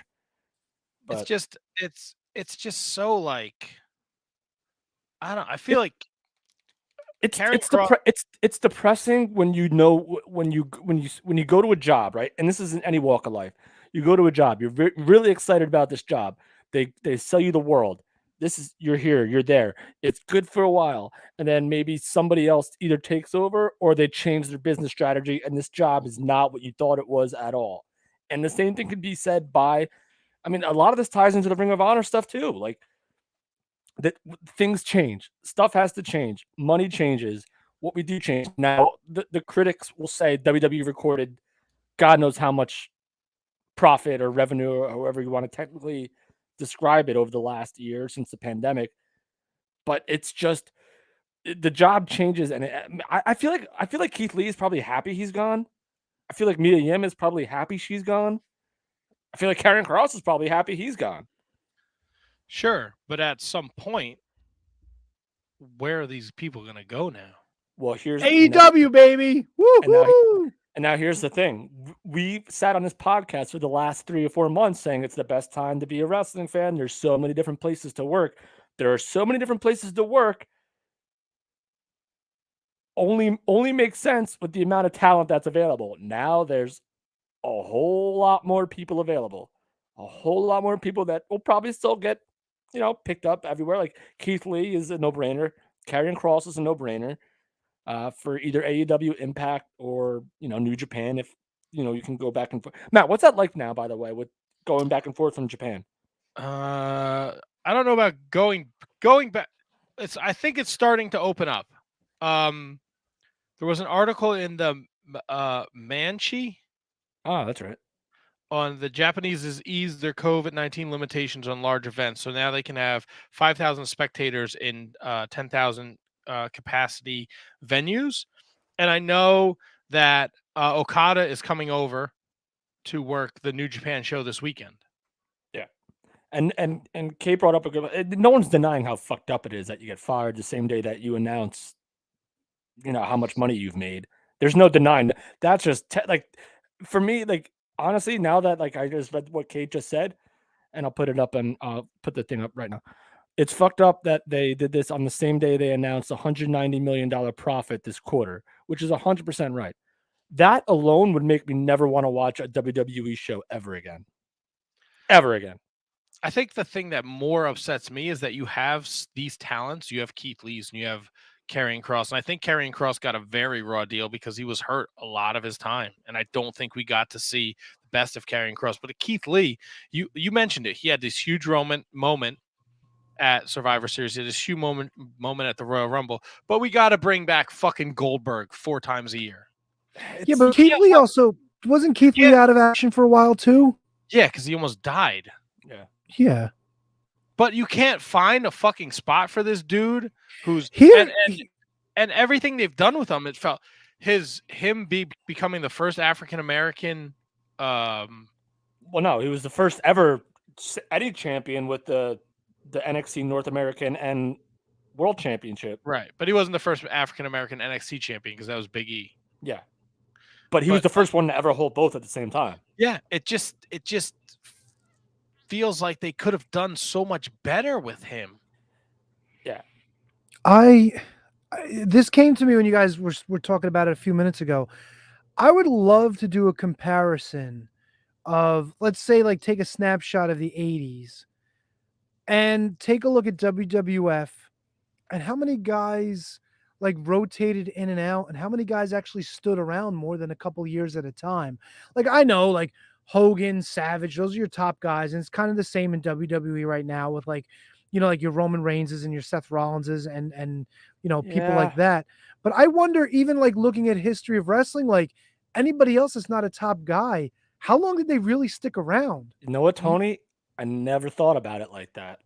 I wonder if this is just a big thing now because A, for a long time, WWE is the only game in town, but B, they make such a big deal out of it, and now everybody knows that they were released. Because years ago, if a guy wasn't on TV anymore, they didn't mention him. He was gone. Yeah, I'll play.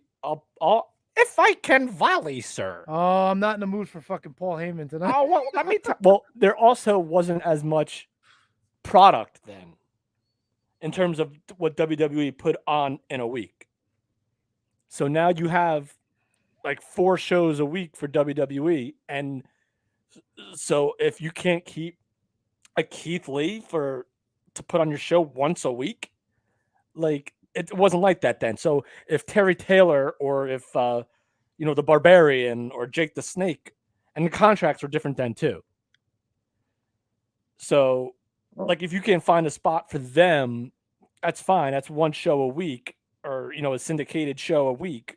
That's one thing. But then now you have like 6 shows that you have 6 hours or 9 hours, whatever it is, of content you got to produce, and you can't find a place for Karrion Kross, a well-deserved place, or a Keith Lee or a Mia Yim or a Scarlett, who they never even brought up, which is a crime in itself that they split those two up.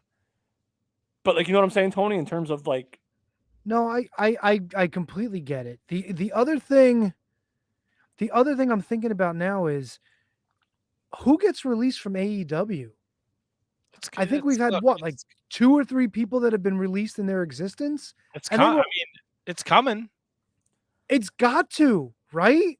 AEW's contracts are different than But WWE's here's the thing, though: contracts. is it a straight out release, or do they just let people's contracts expire? I thought a lot of them were up for the 3-year deal from when they did the first what was it, the All In show? Right, but if your contract expires, then you're just a free agent. It's not like you're being released from a contract. Like your contract's up, you're good, you're done. We decided not to re-sign you. Not like Taya Valkyrie, who left Impact 6 months ago to sign with NXT, has this contract, and then, hey, guess what? Sorry, Taya, we're going in a different direction. You're too old. We don't want you anymore. Hit the bricks. Yo, that shit pissed me off when I saw that on Twitter, by the way. But that's also the basis of contract. Like when you sign it, like that's negotiated, at least you would think. And they're still getting paid for those 90 days. I don't think they're just cutting them loose and telling somebody that you're not bringing them back is essentially, it's not you're fired. It's not a release. You say phase, you can go work somewhere else tomorrow, but it's essentially saying we're done here. Like you're released without being released. Right, but there's nothing wrong with that. You signed up to do something for 3 years. That 3 years is over, and they said we're going to go a different way. It's not you went to bed last night and you woke up and your whole fucking world got flipped upside down. Yeah, nothing unethical at all about it. Absolutely. Which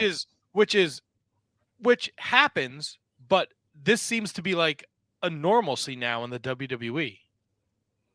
Yeah. It's crazy that you can't find something for fucking Taya Valkyrie to do. You can't put her with Shotzi or some of these young girls that you have down in NXT and just let her teach them.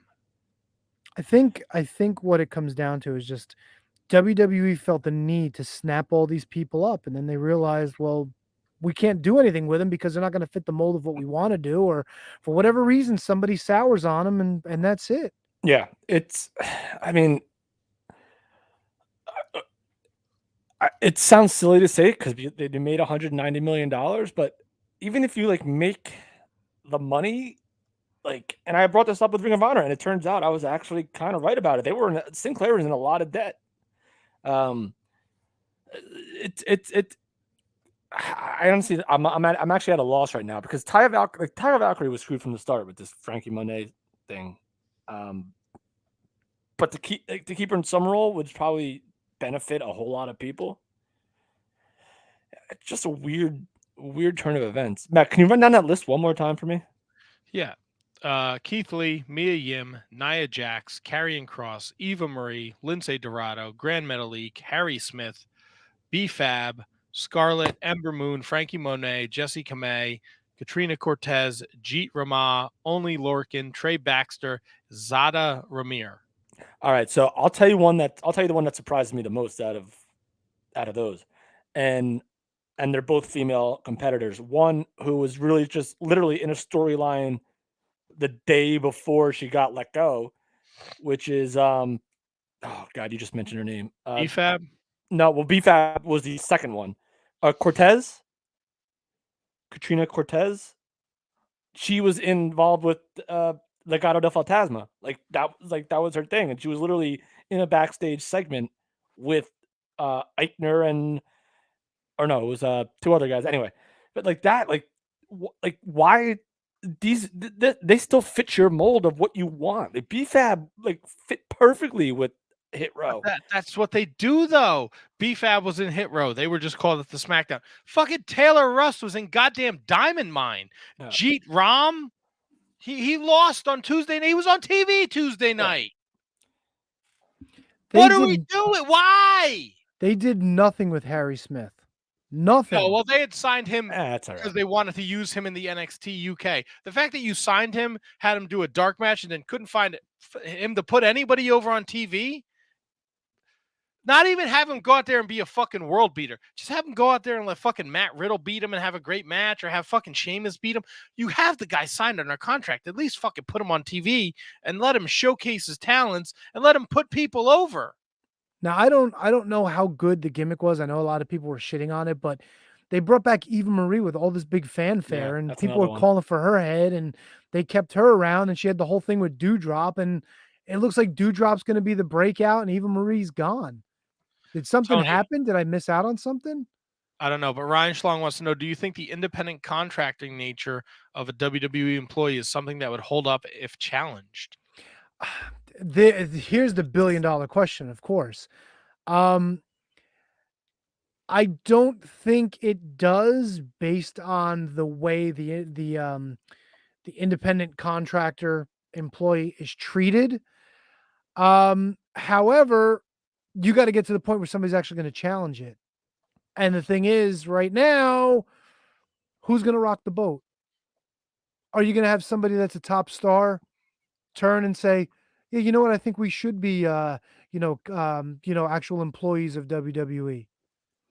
And it's even harder if you try to make that argument because AEW lets all their employees work in other places.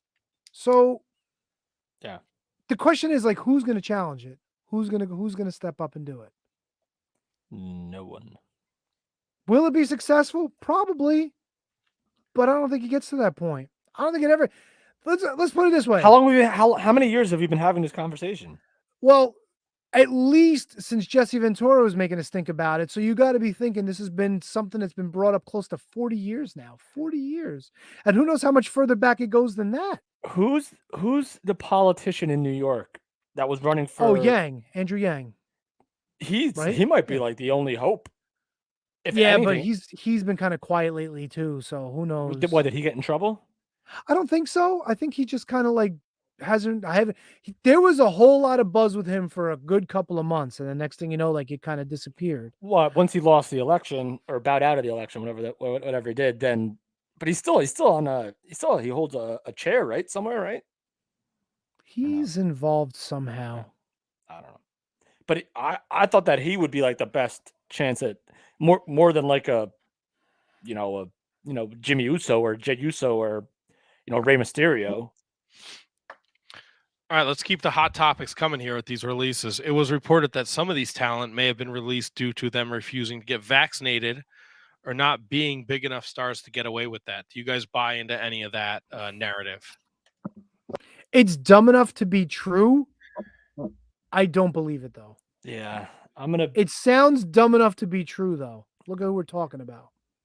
All right, like I think they're in the UK right now, right? If you need to be vaccinated to travel to the UK. Well, that's probably why some people didn't go then, I guess. They probably picked the roster based on that. If it's true, is it true that you have to be vaccinated to go to the UK?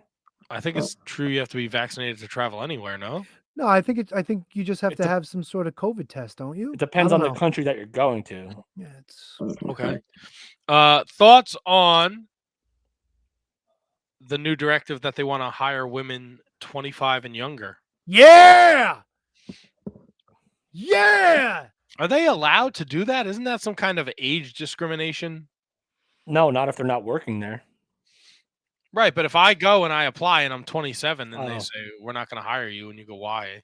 Well, they can't say it. If they say it, then yeah, you gotta. They clearly say it's being reported that their new directive is they want women that are 25 or younger. All right, let me ask you this. If you are a great athlete at your age, all right, take my age, 47 years old. Don't tell people that. You think I could walk into the Giants and go like, hey, I want to try out for the team? I mean, Uncle Rico threw a football over a mountain, so. We're talking about Uncle Rico. We're not talking about Uncle Tony.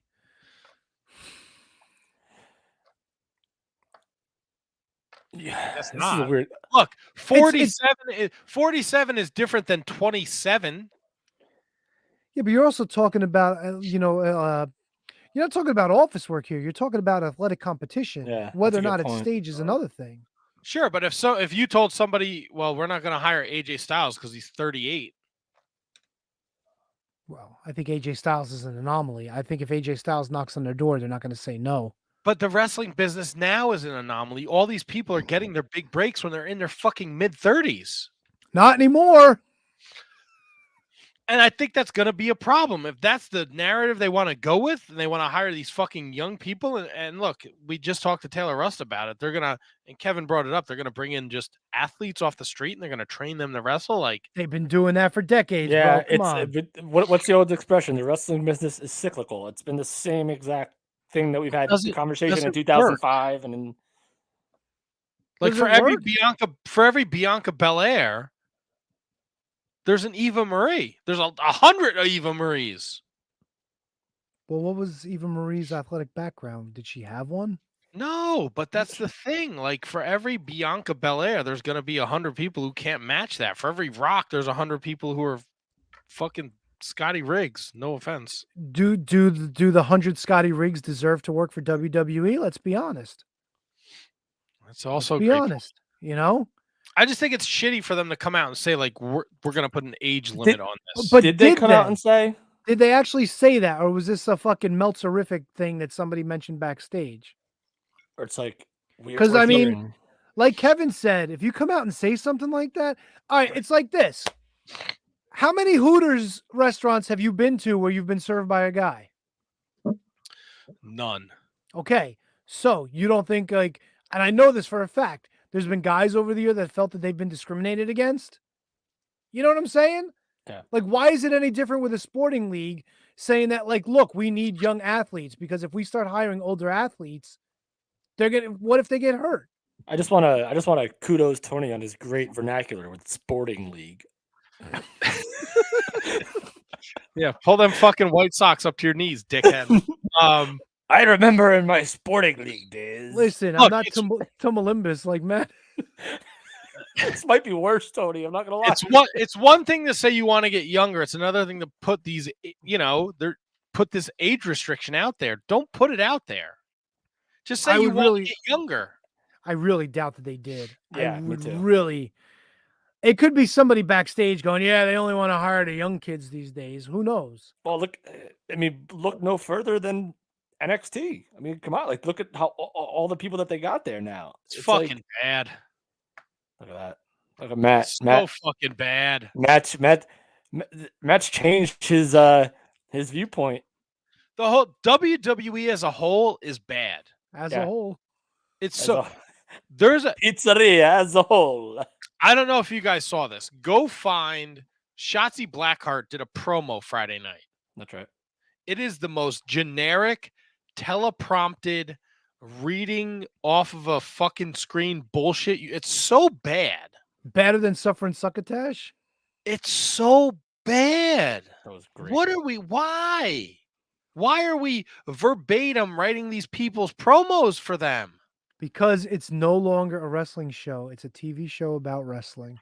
That's fucking terrible. It's guess what? They picked the Survivor Series teams Oh, Fucking brand supremacy, Tony. bitches. on a Saturday during Saturday. college football on fucking social media. Because fuck you, that's why. Tony, And the teams. everybody on the fucking Raw brand was on SmackDown 3 weeks ago. Fuck yeah, dude, because SmackDown's where it's at. This is fucking dog shit garbage. I vote we don't pick Survivor Series this year. No, we're picking it, baby. Pick every other shitty fucking WWE pay-per-view. Shining Wizard supremacy. Oh, fuck me. There's like less than 2 months left on our picks, by the way. No, more than that, because we go till Rumble. Yeah, but we don't count the Rumble. No, the Rumble starts year 4. Ah, that's right. Wait. Oh, we Who go through said this year every 4? fucking year. We go through this every year. Here's your men's Raw team. Matt, I'm know a big how- Survivor Series savant, so I think I know this already. Oh, you already know the men's Raw team. I think I do. I think we got ourselves a little Kevin Owens. Yep. I think we got ourselves a little Finn Balor. All right. I think we got ourselves a little Seth Rollins. Okay. And I think we got father and son tandem of the Mysterios. Okay. Why are SmackDown. they all on the same team? Because it's brand supremacy. All right. No, Stupid, And- but whatever. and They the used they were SmackDown- literally they were all on SmackDown 3 weeks ago. That's so right, They're they're gonna fight for their new brand. That's right. Yeah, they switch. Their loyalty is very strong, very fast. Like Seth Danhausen. Rollins he's feuding with Kevin Owens, right? Mm-hmm. A little bit. Asian Joe said the Raw team changed tonight. Well, we don't watch Raw, Asian Joe, so tell your story walking. No, Asian Joe, give me Holy I want to know who changed. Tell me the big change. Yeah, come on, spoilers. Well, me the it's the riveting big change. change. All right, so what's the SmackDown team, Kevin? SmackDown team is our dear, good, close personal friend, Happy Corbin. Let's see. Yep, he's on there. That would be Mr. Sami Zayn. Yeah, he's rocking and rolling. That would be King Woods. Yep, he's there too. That would be, oh boy. Am I going to flake on the last two? I don't think I will, because it's not Roman. It's not Brock. Why would they be there? No. It is. It's not Ziggler. It's not Rude because they're on Raw. But oh my God, is it Kurt Hawkins and Zack Ryder, Matt? No, it's not. It's not the Major Brothers. It is No. Correct. Drew McIntyre and Jeff Hardy. Wait. Drew McIntyre's on SmackDown now? Oh yeah. Yes. Oh, so it wasn't just the SmackDown guys that are on Raw. It's the Raw guys that are on SmackDown too. Oh, who popped that up? I wanted to make a little fucking rhyme out of it. Oh, Yeah, Drew. You know what they call? They know what they call the SmackDown team, Tony? Drew McIntyre. Oh. Asian Joe let us know that Dominic is out. Bobby Lashley is in. God bless you if you watch fucking Monday Night Raw every week. Watch your favorite independent contractors star on a show about wrestling. It's a wrestling show and show about wrestling. Yep. Jesus Christ. Oh boy. All right. It's tough So, for you. how did you guys feel about the Nia Jax situation? She was released, but she was taking time off for her mental health. If true, not good. Not a Eh. good look. Not a good look, but I'm not losing sleep. No, over it. it's fucked up. If she literally was going through some mental shit and decided, hey, I need a little bit more time, and they were like, nah, we'll just fire you instead. I mean, she was released. She wasn't fired. That's the same fucking thing, Tony. Whenever you hear a wrestler that's been released talk about it, they use the word fired. All right, so she needed time off, and she's going to get paid for those 90 days to take the time off. So to me, it's called. It happened to me. No, I get it. Look, it can happen to anybody, but I don't know. I was just paid for the last month at my job, but I knew at the end of that month I wasn't coming back. Yeah, but like I'm not really sympathetic to it. I don't know. I'm not being harsh. Son of a bitch. If she's got problems, then I hope she gets the help she needs. But what are they supposed to do, dude? If you got a sniffling that you're going to be fired, you could just go, "Oh, I got mental problems. I need to take a break." You know what I'm saying? Kate, they could have made $190 billion this quarter. It doesn't fucking matter. These are business decisions that they chose to make. It sucks a big, fat, hairy one, but it's their fucking business. I don't know. I don't want to sound like a dick, but I mean, I got to sound like a dick. It is what it is. Well, I sounded like a dick talking about Ring of Honor last week, where I kind of tried to justify Sinclair for doing that whole gimmick. Here's the thing, right? It's a business. It's a shitty move, but at the end of the day, if you're still tuning in to watch WWE, you don't have a fucking leg to stand on.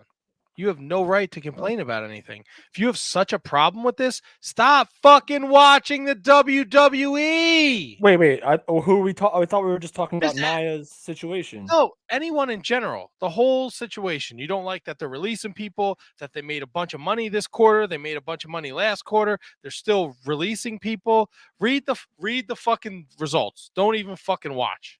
Didn't they also fire like the fucking lady that gave the lady?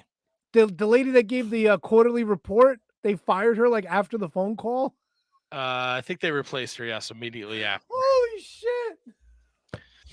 Just stop. Don't read this. Great. You're fired. Get the fuck out. Well, we don't know. Like, we're just giving our opinions. I have no idea what the rest of the world I understand, but it. I spend a lot of time on fucking Twitter for this podcast. Well, that's right. If you're gonna get on your fucking soapbox and yell and fucking scream about all this bullshit, just stop watching the WWE. There's thousands of other shows you can watch. You can watch AEW, you can watch Ring of Honor, you can watch GCW, you can watch MLW, you can watch the NWA, you can watch anything on IWTV. You can watch anything you want. Right. Stop watching the current WWE product if you are so fucking angry about it. And that's fair, but if I'm reacting to a news story, it doesn't necessarily mean like if I'm reacting to something that happened, I'm not necessarily watching WWE. I'm just reacting. I'm not saying you, Kevin. No, but Kevin's making a good point though. But like, it's like if Amazon has a or God forbid, like the Krausers, my local store closes and they release 10 people that I don't go to that store, but it sucks that they lost their jobs. Tony, I'm sorry. Go ahead. No, Kevin's making a good point though. Like you could feel sympathetic and you could feel bad for somebody like Nia Jax. Like if she's got some sort of medical condition or a problem that she was dealing with and she was fired, she got fired. I mean, it sucks. Look, it is what it is. But if you go, most of the people on their fucking soapboxes that were on their soapboxes Thursday complaining about this are watching Raw right now. So let them watch Raw. But they're hate watching Raw. Stop it. Just stop it. You've never done anything that you've enjoyed and hate. Yeah. Come on. You never done on this. You never done some hate. Oh, come on, bro. Have you ever ordered from a place that maybe their business practices aren't necessarily the best, but you still enjoy the product that they provide you? I don't really know about anyone. I don't give a shit about your business practices. Well, that's what we're talking about. Right. I don't know what business practices you're talking about, though. All right. So, like, Amazon is or Nike, notorious people from China to, like, make their shoes for them. Your iPhone. Yeah. Like, people are throwing themselves out the window in factories in fucking Asia. Yeah, we do it every day. So, it's one thing for us. Listen, we don't have to watch. I'm with you on that, Matt. I don't watch. Yeah. I don't watch either. Yeah. I turned NXT off. I turned NXT because I'm just... Because that's all it is out there. It's all these fucking people with their white knight syndrome. They're going to fucking get on Twitter and they're going to be like, we need to stick up. This is not the way you run a business. But they're the first fucking people to turn on Raw tonight and be like, oh, I love the product. This is a fantastic show. I can't wait to see what happens on Survivor Series. I feel like we've all had that moment, though, because you do it, too. I do it, too. Tony does it, too. like we go after people for their opinions when we preach to ourselves to lay out. I don't watch the WWE, so I don't talk about it. But don't you like go after like I've seen the tweets, and I've done it too, where you say, "What is everyone on wrestling? Is every wrestling fan just a C word today?" Are you saying cock or cocksucker or cunt? Pick Oh, whatever one you stop want. using Kate's favorite words on the show. Because look, 95% of the people in the internet wrestling community are cocksuckers. They're cunts. They're fucking. Wait. They Are they piss cocksuckers or are they? They're all of cunts? it. They all piss and moan about a bunch of nonsensical bullshit that has no real impact on their life at the end of the day. None of Stop. it does. None of it does. Kevin watches hockey. At the end of the day, did it affect his life? Well, if the Devils didn't Sure, win, if the probably Devils not. win. And you know what? Oh. I got another thing, Kevin. How come Oh, the fucking fuck. Devils don't play on goddamn Mondays now that I'm watching the fucking Devils? Why would you want them to play on Mondays when we do the podcast? Because I can watch the Devils now and not pay attention. Why don't you just watch Raw? Get angry. I don't want to watch Raw. I think it's the greatest thing ever that Devils don't play on Mondays. Ah, it fucking annoys the shit out of me. I'm off Mondays, man. I go to a game, fucking skip the podcast. Go to a game. All right, so you want the Devils to play out of spite for me, is what you're saying? I want the Devils to play so I could do what you did to me. Oh my god, that was so long ago. The Devils haven't played on a Monday in like 3 years. I know, it's annoying. I want to go to a Devils game. We'll go to a Devils game. So pissed off. Matt, you give me a game you want to go to. We'll go. I got to see what my schedule is like. Everything. Excuses. Here we go. I can have Devils tickets in our hands like that. Matt's like these cocksucking cunts that goes, yeah, I could do a better job booking the WWE. $190 million. And then you go, what's your idea? Everybody's the champ. Everybody's the champ. Everybody gets a fucking. Everybody gets a fucking. Hey, speaking of everybody getting a belt, is fucking what's his nuts still the 24/7 champ, or is that like not who going cares? Who is it? Who is? Does that even happen anymore? Did they like quietly get rid of that? Remember when Drew Gulak was chasing people around and the karate guy was too? I'm just Reggie? so annoyed. Oh, Reggie. Was it Reggie? No, Reginald was the wine guy. No, who's Akira Tozawa was the guy chasing everybody around too, wasn't it? No, Reginald is the champ, I still think. Reginald? Dude, he's an acrobat. He's like a magician with his legs. I thought he was a sommelier. What's that mean? He's a wine guy. No, I don't know. He's a very good. I think he was a cheerleader at some point in his life. Confirmation: Reggie still has the 24/7 title. There you go. See Kate. There you go. Kate. Well, good for him. Thanks. No one hey, you know what we didn't mention for brand supremacy? Aren't we going to get Big E against Roman Reigns now? Are we? Is that what they're doing? It's going to be the New Day against the fucking Tribe. Holy no, it's not, because Xavier bro. Woods is on the fucking SmackDown team. Yeah, but I'm talking about backup. Like they'll be there for Big E. You know, it'd be great if they had a 6-man match. Don't you dare be sour. You know, reunite the New Day. That would be a nice, fun thing. Have the Tribe. You know, that'd be entertaining. You could invest in that. Picking just 5 fucking names out of a hat and saying, you now represent your brand. Go wrestle on a pay-per-view and make people give a shit about it. Can they coexist? If I got to hear that goddamn fucking line, can they coexist one more time after I watch that whole fucking build-up to Halloween Havoc with fucking Tommaso Ciampa and Braun Breaker, I'm going to fucking stick ice picks in my goddamn fucking ears. I don't give a shit. Can they coexist? Stop booking dog shit! Well, speaking of booking dog shit, can we talk about AEW? Why is that dog shit? That's anything but. With AEW? That's anything but. Oh, Matt, get him. Matt, get him. Fucking curmudgeon. What's the problem? What do you got to say about it, Cornette? Nothing. I just want to get you fired up, Dick. I'm already fired up. Fucking fuck. Fuckity fuck. There we go. Matt's moving around so much his camera's getting glitchy. I love it. He's causing so much havoc. His house might fall down. The My heat poor in the room is mother-in-law so. is probably trying to watch like fucking Chicago PD downstairs, and she hears me screaming like a fucking maniac. Stomping around like you're gonna fall through the fucking ceiling.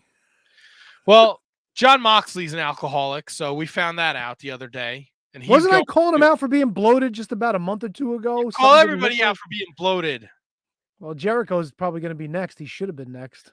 John Moxley has entered an inpatient alcohol treatment program. So that was announced Thursday night, sucks. Tuesday, Monday, sometime The last day week. before, it was the day before Dynamite, I believe. That sucks. It sucks when you got to deal with that kind of shit. I hope he gets better.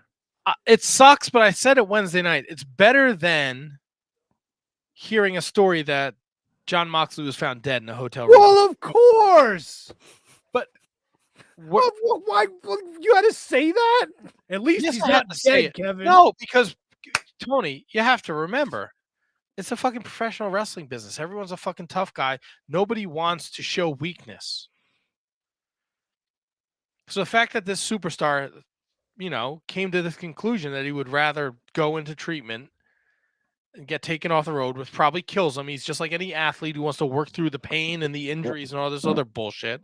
Yeah, but he's also married. He's got a kid at home now. So Right. now he can't be Mr. Fuck around all the time. He's got to be Mr. Grown Up. He's got to pull up his big boy Sure, pants. but Brian Pillman had a family at home. He didn't give a shit. He masked the pain.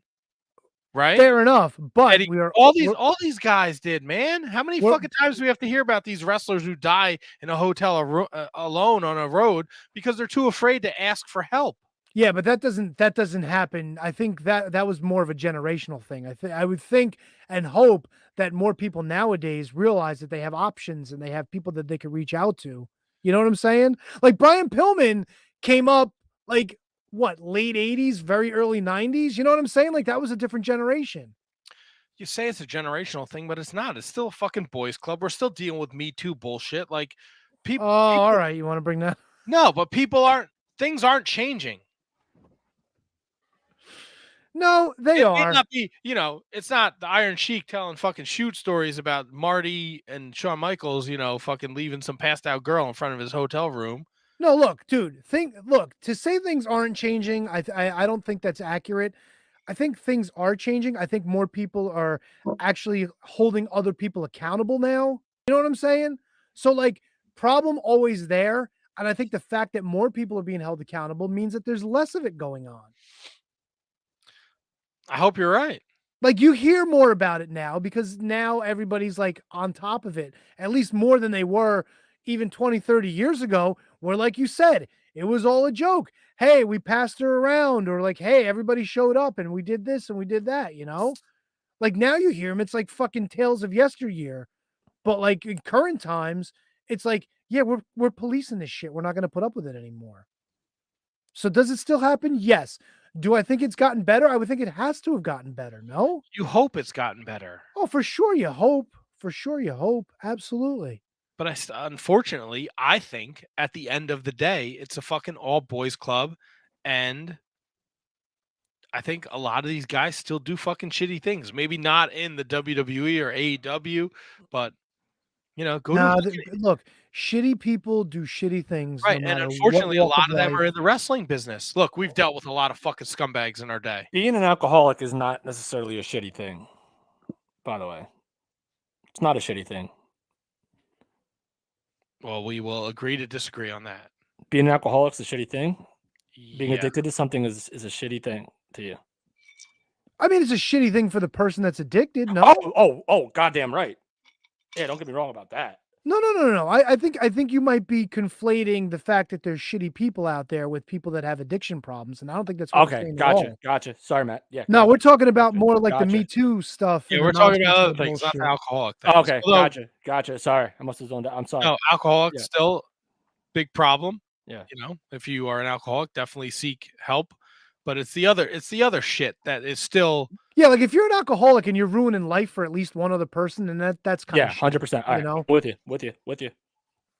But anyway, we're off on a tangent here. So Moxley entered an inpatient alcohol treatment program. He's obviously not going to be in the AEW for quite a bit of time, which is good for him. I think that was the point we were all trying to make. But can I ask you a question? You may. What happens with the tournament, baby? You know what happens with the tournament, Tony? What happens? Did you not watch? No, I didn't. Really? Well, Miro took his place. Oh, fuck me. Really? And Miro smushed Orange Cassidy. Good. He said smushed. He smushed Good. Knox. Fuck Orange Cassidy. Good for Miro. Wow. Miro is my hero. What? I don't like Orange Cassidy. I'm sorry. No, Him and look, Martha Stunt can go fuck themselves. I'm not against. I'm kind of on the same page with you. Dude, 3 years of like the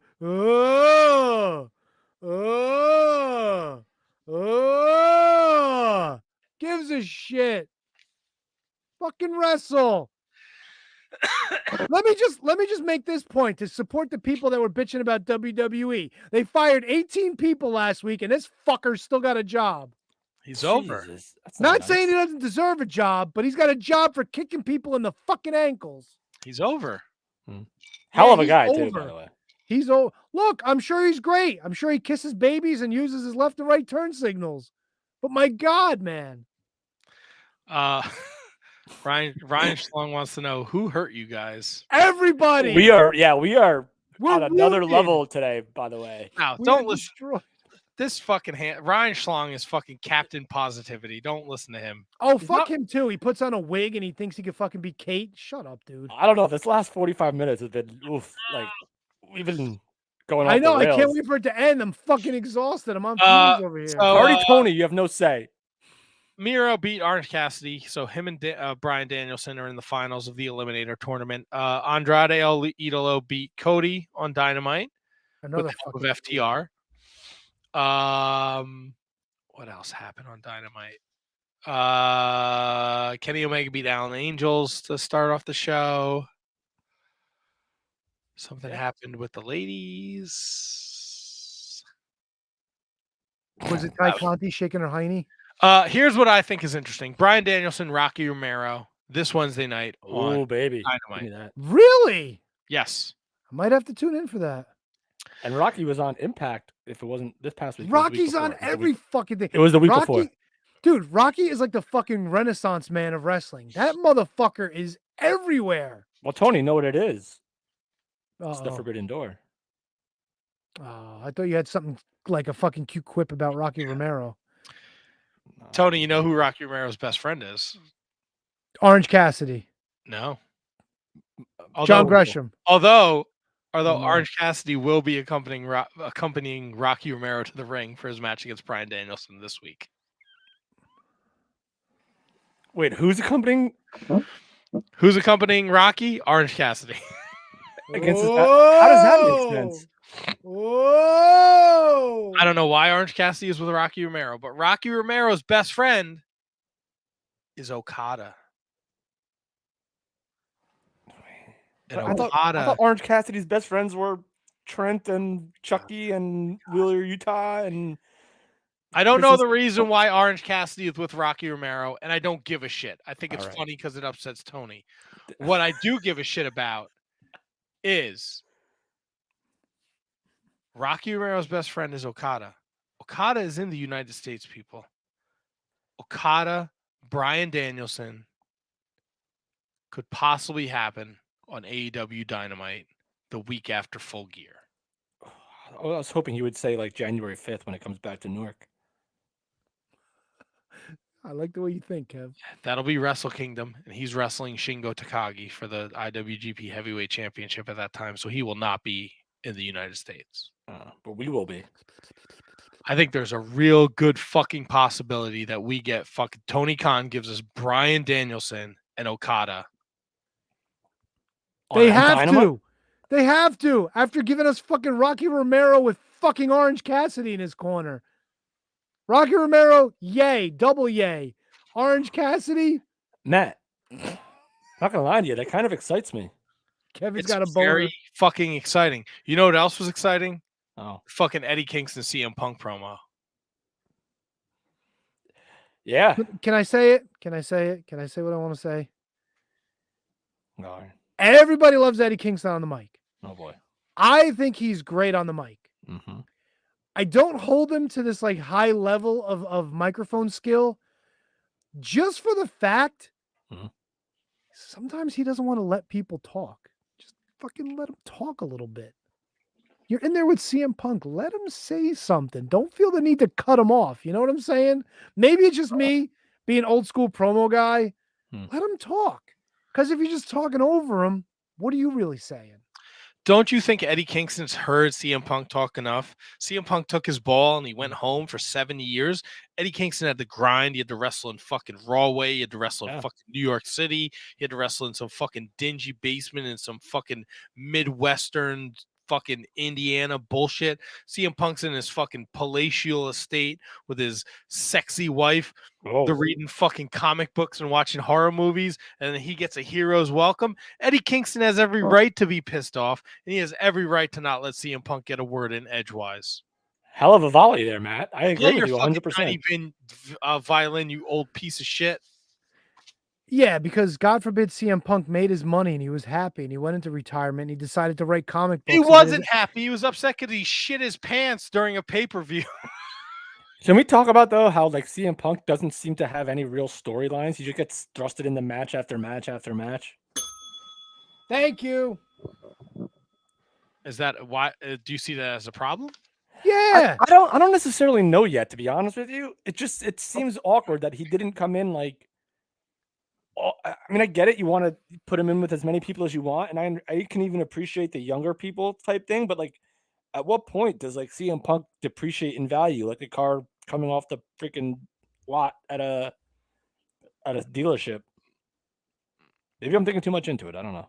I think you. I mean, you might be. I think just the time you want to throw him in a storyline, just to throw him in a storyline. You're waiting. Yes. Give him Orange Cassidy. Well, you're telling me with all the people they have there, they couldn't come up with something, a long-term type of deal for him, or you're just going to throw him in? They have something in the works. It's just, why do we need to rush it? There's other things that are taking place right now. It's just the fire, the momentum was like so awesome, and his first opponent was who? Like Ricky Starks, and then his next opponent was Darby Allin. Darby. Okay, that's right. But then his next program after Darby was Ricky Starks, right? It's Will Hobbs. Willie Hobbs. All right, same. All right. It's not. It's definitely not the same, because I think he would have But got. it's the same story. It was Taz's top team, or whatever they're called. Can you? How long did the Punk Hobbs match go? I don't know, it was like 12 minutes. Didn't Orange Cassidy knock out Willie Hobbs in like 20 seconds, like a week or two ago? I don't know. Dun dun dun dun dun. Yep. Well, we got AEW picks this weekend, boys. It's full gear. Hell of a card, stacked lineup, baby. Great. No, you're not excited for it, Tony? How are you not excited for this show? Listen, I also want to say I'm super pumped for Kingston Punk. I think that's awesome. I think that's like the first real meaningful thing that he's really done. And that, yes, and I'm including that with Darby Allin. It should be an unbelievable show. Kenny Omega, Hangman Page, FTR Lucha Brothers, Darby MJF, CM Punk Eddie Kingston, the Super Click against Jurassic Express and Christian Cage. Oh, yeah. Tay Conte and Britt Baker. America's Top Team against the Inner Circle, which I don't really give a shit about. Oh, I love it. Is that an Elimination Survivor Series match? No, it's a Minnesota street fight. Fuck yeah! Fuck yeah, dude! A Minnesota street fight. They hit each other with fucking cheeses, and they go "hey" every time they fucking hit each other. I think that's Wisconsin. Whatever, same shit. It's all that part of the country. Were they gonna hit each other with brats? That'd be funny, actually. Maybe. Yeah, what is Minnesota known for? Minnesota Fats, the fucking pool player. Oh, the Juicy Lucy's. You got hit with a fucking cheeseburger with cheese coming out of the middle. Ugh. Gross. I know we're running long, so is there anything we didn't touch upon that you guys want to talk about? Just MLW, I guess. But Impact, I can give or take, whatever, no big deal. King Muertes eliminated Tom Lawler in a casket match, and that's it for Tom Lawler's MLW career. And then what's her nuts come back too? Carly Perez, maybe the woman. Well, there was a women's tag match. Katrina from Lucha Underground. She was involved in that casket match. Oh yeah, that's right. She came out with the skull. Yes, she's from That's Lucha it. Underground. Great, good for her. What else, Tony? They Holodead dragged fucking Willow Nightingale under the ring during the women's tag match. Yeah, I saw that. How dare So she? then all the women like saved her because they're all friends, even though like wrestling is real and all this other shit. But whatever. Oh, you've never seen two babyface teams go at it, and then It was just weird. I don't know. It was weird. Ashley Vox has some really big fucking tights. She's a tiny little girl, and she got like these big briefs on. I was like, come on. For real, dude. It felt like her tights were like somebody else's, and she just borrowed them from someone. Because I know Ashley Vox and that other girl, they're pretty tiny. They're real tiny. I don't know, man. It looked like she was wearing a fucking sparkly diaper, and it said like shells on the back or whatever the Sea Stars thing is. I don't know. You're a sparkly diaper. Kevin, when you What? sit down to watch wrestling, Kevin, not you, What? Kevin, when you sit down to watch wrestling, what are you looking for? I'm here for you. Storytelling. I'm here for athletic competition. Yeah, but come on, dude. There's stuff that just stands out. It's like I do pay attention to entrances and to mannerisms and to how they present themselves and what they say in their promos. Basically nothing of what Tony just said right there. Tony's big on the gear, bloated people.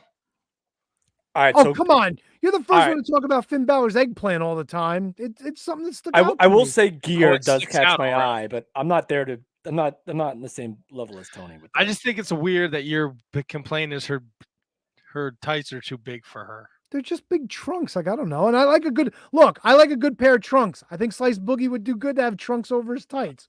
Blame me. I don't care.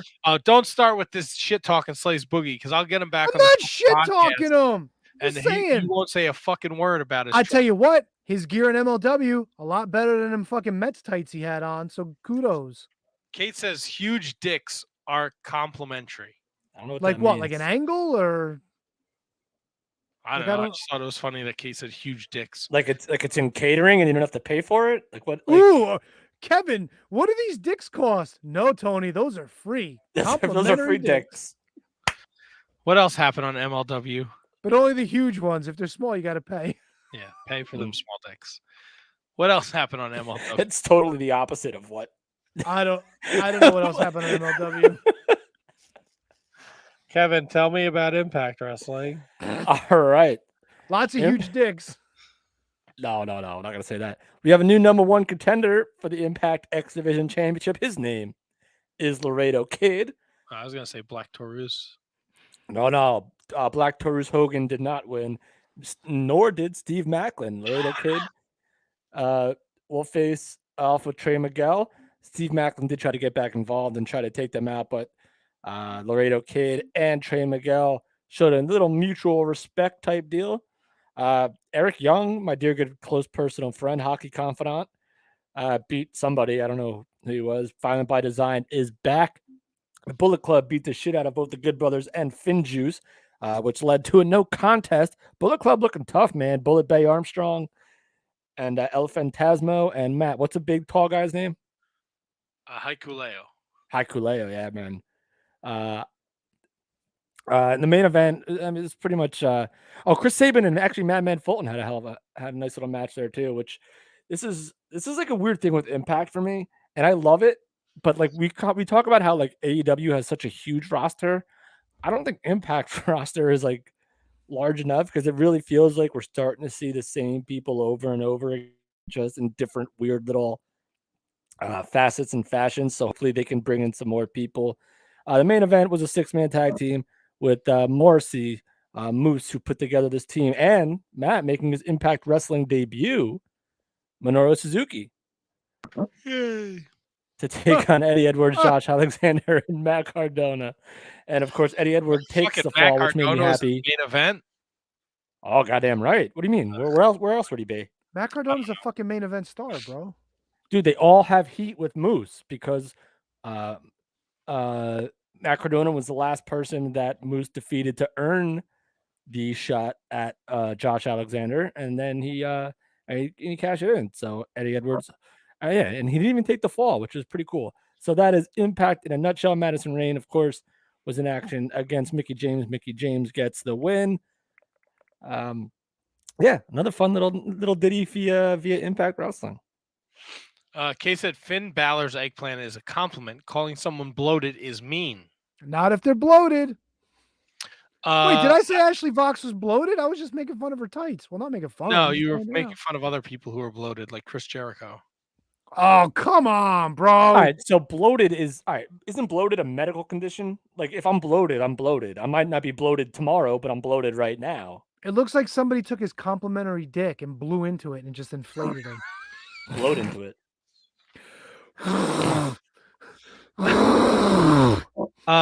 Turning Point, which is Impact Turning point. Turning point. special show that'll be taking place Saturday, November 20th, has Trey Miguel, Laredo Kid, which Kevin just talked about. We're going to get Mickey James against Mercedes Martinez. Yeah, she Fucking came A, out, dude. had a nice little exchange with the Mixter. And the Inspiration will be defending the Knockout Tag title against the Decay. Yes, which is Havoc and of course Rosemary. Yep, that's right. Kate says, I just love annoying Tony with the black. Mission accomplished, Kate. I'm just annoyed anyway. It doesn't matter. We briefly spoke about it with Taylor Rust. Ring of Honor has their Honor for All show that will be airing on Honor Club November 14th. No DQ world title match, Bandito against Demonic Flamita. Tag title match, LFI, Kenny King and Dragon Lee against the OGK. The GCW tag titles will be on the line as the Briscoes defend against Effie and AJ Gray. Four-way women's match, Quinn McKay against Vita Von Star against Trisha Dora against Holodead. Taylor Rust, tonight's guest against Tracy Williams, and Brody King against Jonathan Gresham. Ooh.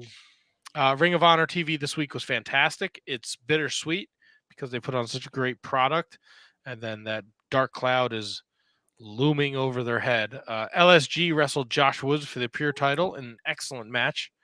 And Bandito And new? No. Oh, okay. No. And Bandito defended his title against Alex Zane in an excellent match. Also, Beer City Bruiser put his hands on Caprice Coleman. Caprice Coleman was not having that. And I think they're having a match. I got to look and see, though. I like Caprice Coleman. Who doesn't like Caprice Coleman? Very good point. New Japan Pro Wrestling at Power Struggle this week. Power. Guess who is no longer your New Japan Pro Wrestling United States Heavyweight Champion? Well, that would all depend on who it was in the place. So, Tony, who was the champion? Oh, I forgot. There's people listening at home. My fuck boy, Tanahashi. Yeah, well, guess what? Your fuck boy is no longer the champion. He got beat by Kenta. Kenta?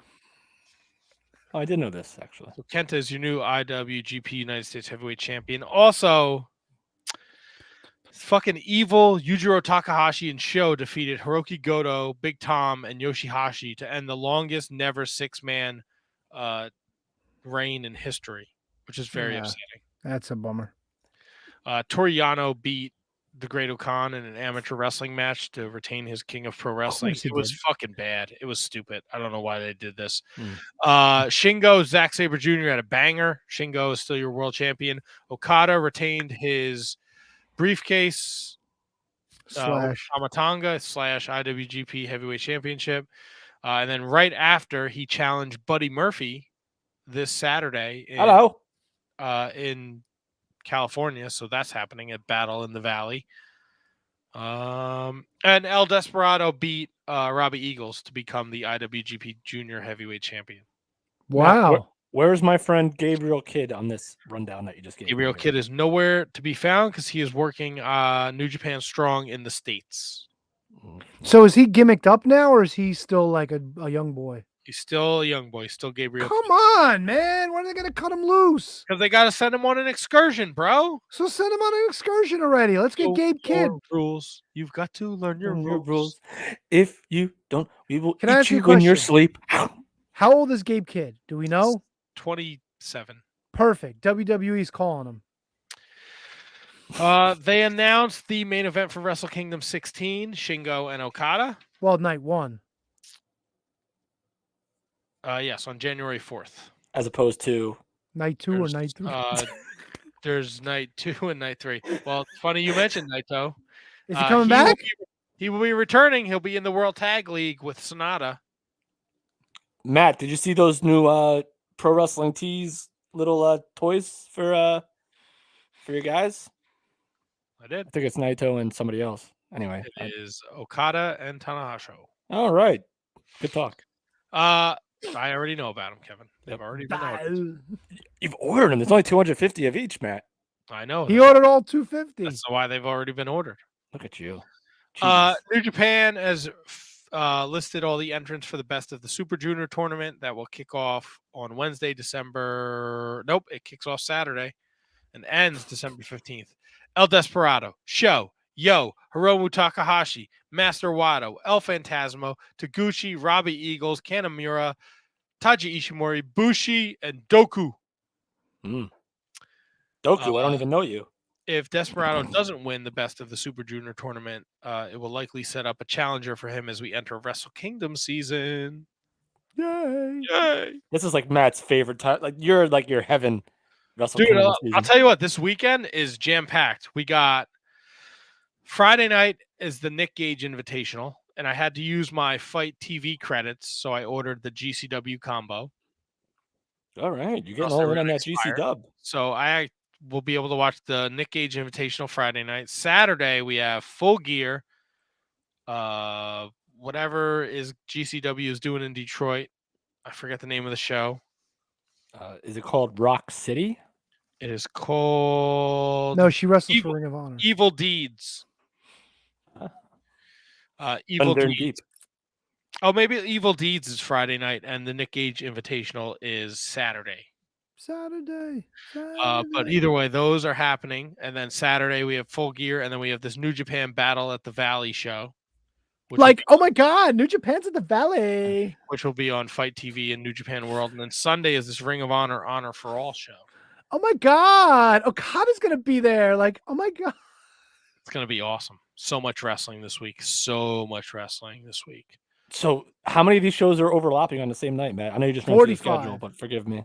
The GCW show, Full Gear, and the New Japan show will all overlap each other. But like, doesn't GCW usually like take that into consideration and maybe run a little earlier? Is it like an afternoon gimmick or? Don't know the exact time. Nah, it's fine. Don't worry. I was just curious, literally curious. Not a I big deal. know New Japan's going to start at 11 p.m. Eastern, so they'll start at 8 o'clock on the West Coast, so that'll probably be the last hour of Full Gear. Gotcha. I'm excited for Full Gear. I'm super pumped up for Full Gear. Dude, Can I tell you what else I watched? Oh, there was I something watched- else. I watched the debut episode of the new XPW. But the one that they put out last week, or the one with the matches? No, the one with the matches hasn't come out yet. That's a show that's going to run live this weekend in I thought they were Rochester. taping it tonight. Oh, maybe they are. I don't know. No, I thought it was going to be this weekend. Oh, wait, today's the 8th? Yeah, they are taping it tonight. Anyway. Horrible.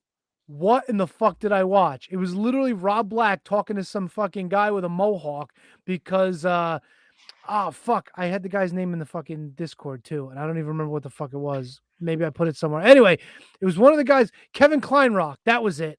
So Kevin Kleinrock didn't want to fucking talk to Rob Black, so he sent some fucking guy with a mohawk there. And Schlack was in. Schlack was funny because he signed Schlack to a contract, and he signed somebody else that was wearing like a weird mask. I forget the dude's name.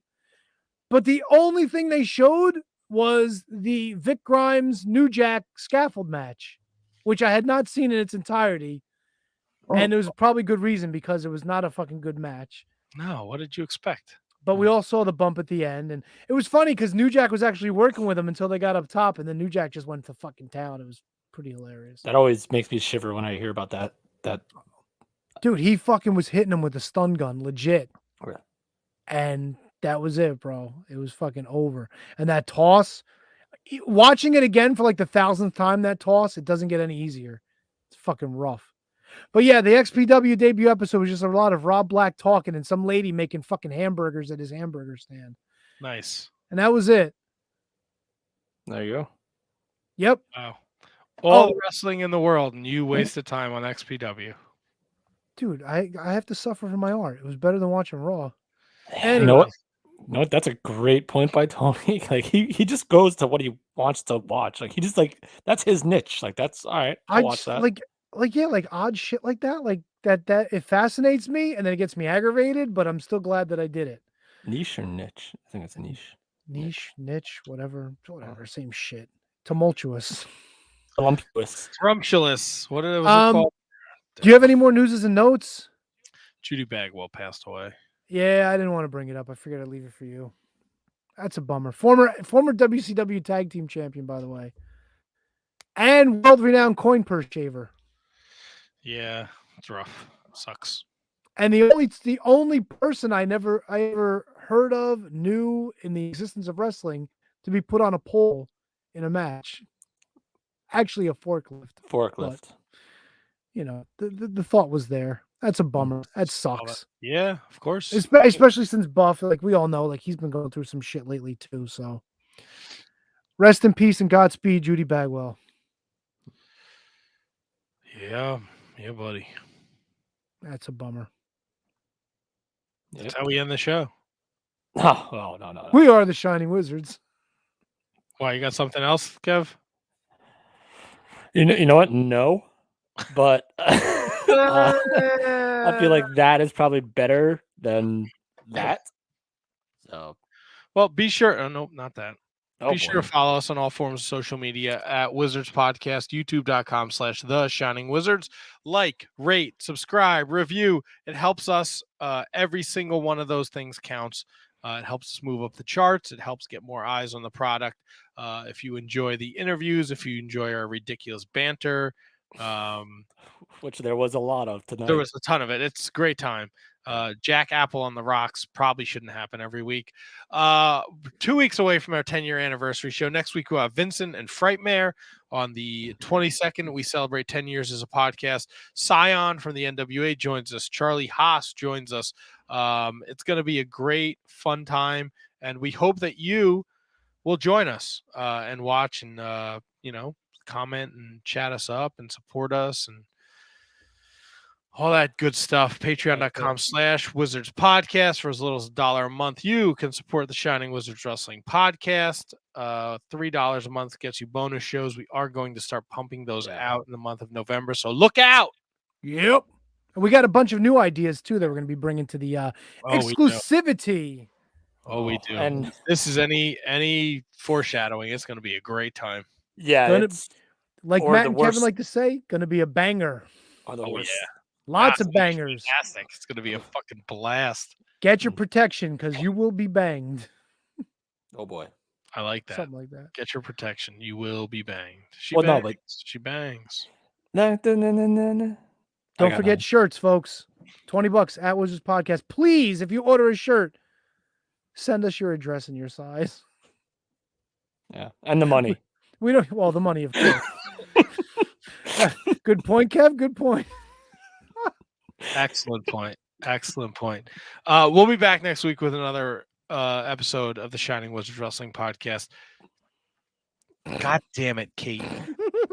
God damn you. I should have deleted that when as soon as I saw it. I should have deleted it. Delete. Support other shows on the Shining Wizards Network. Support us. Rate, review, subscribe. And we'll be back next week with another episode of the Shining Wizards Wrestling Podcast. Dun, dun, dun, dun, dun, dun, dun, dun. Can they still hear me? I'm gonna say goodnight, Gracie. Dun, Yes, dun, dun, because dun. we haven't hit the end broadcast button yet. I don't think. I didn't hit it. I hope somebody else did. I'm just. I gonna did keep not. Talking. I'm going to do it right now.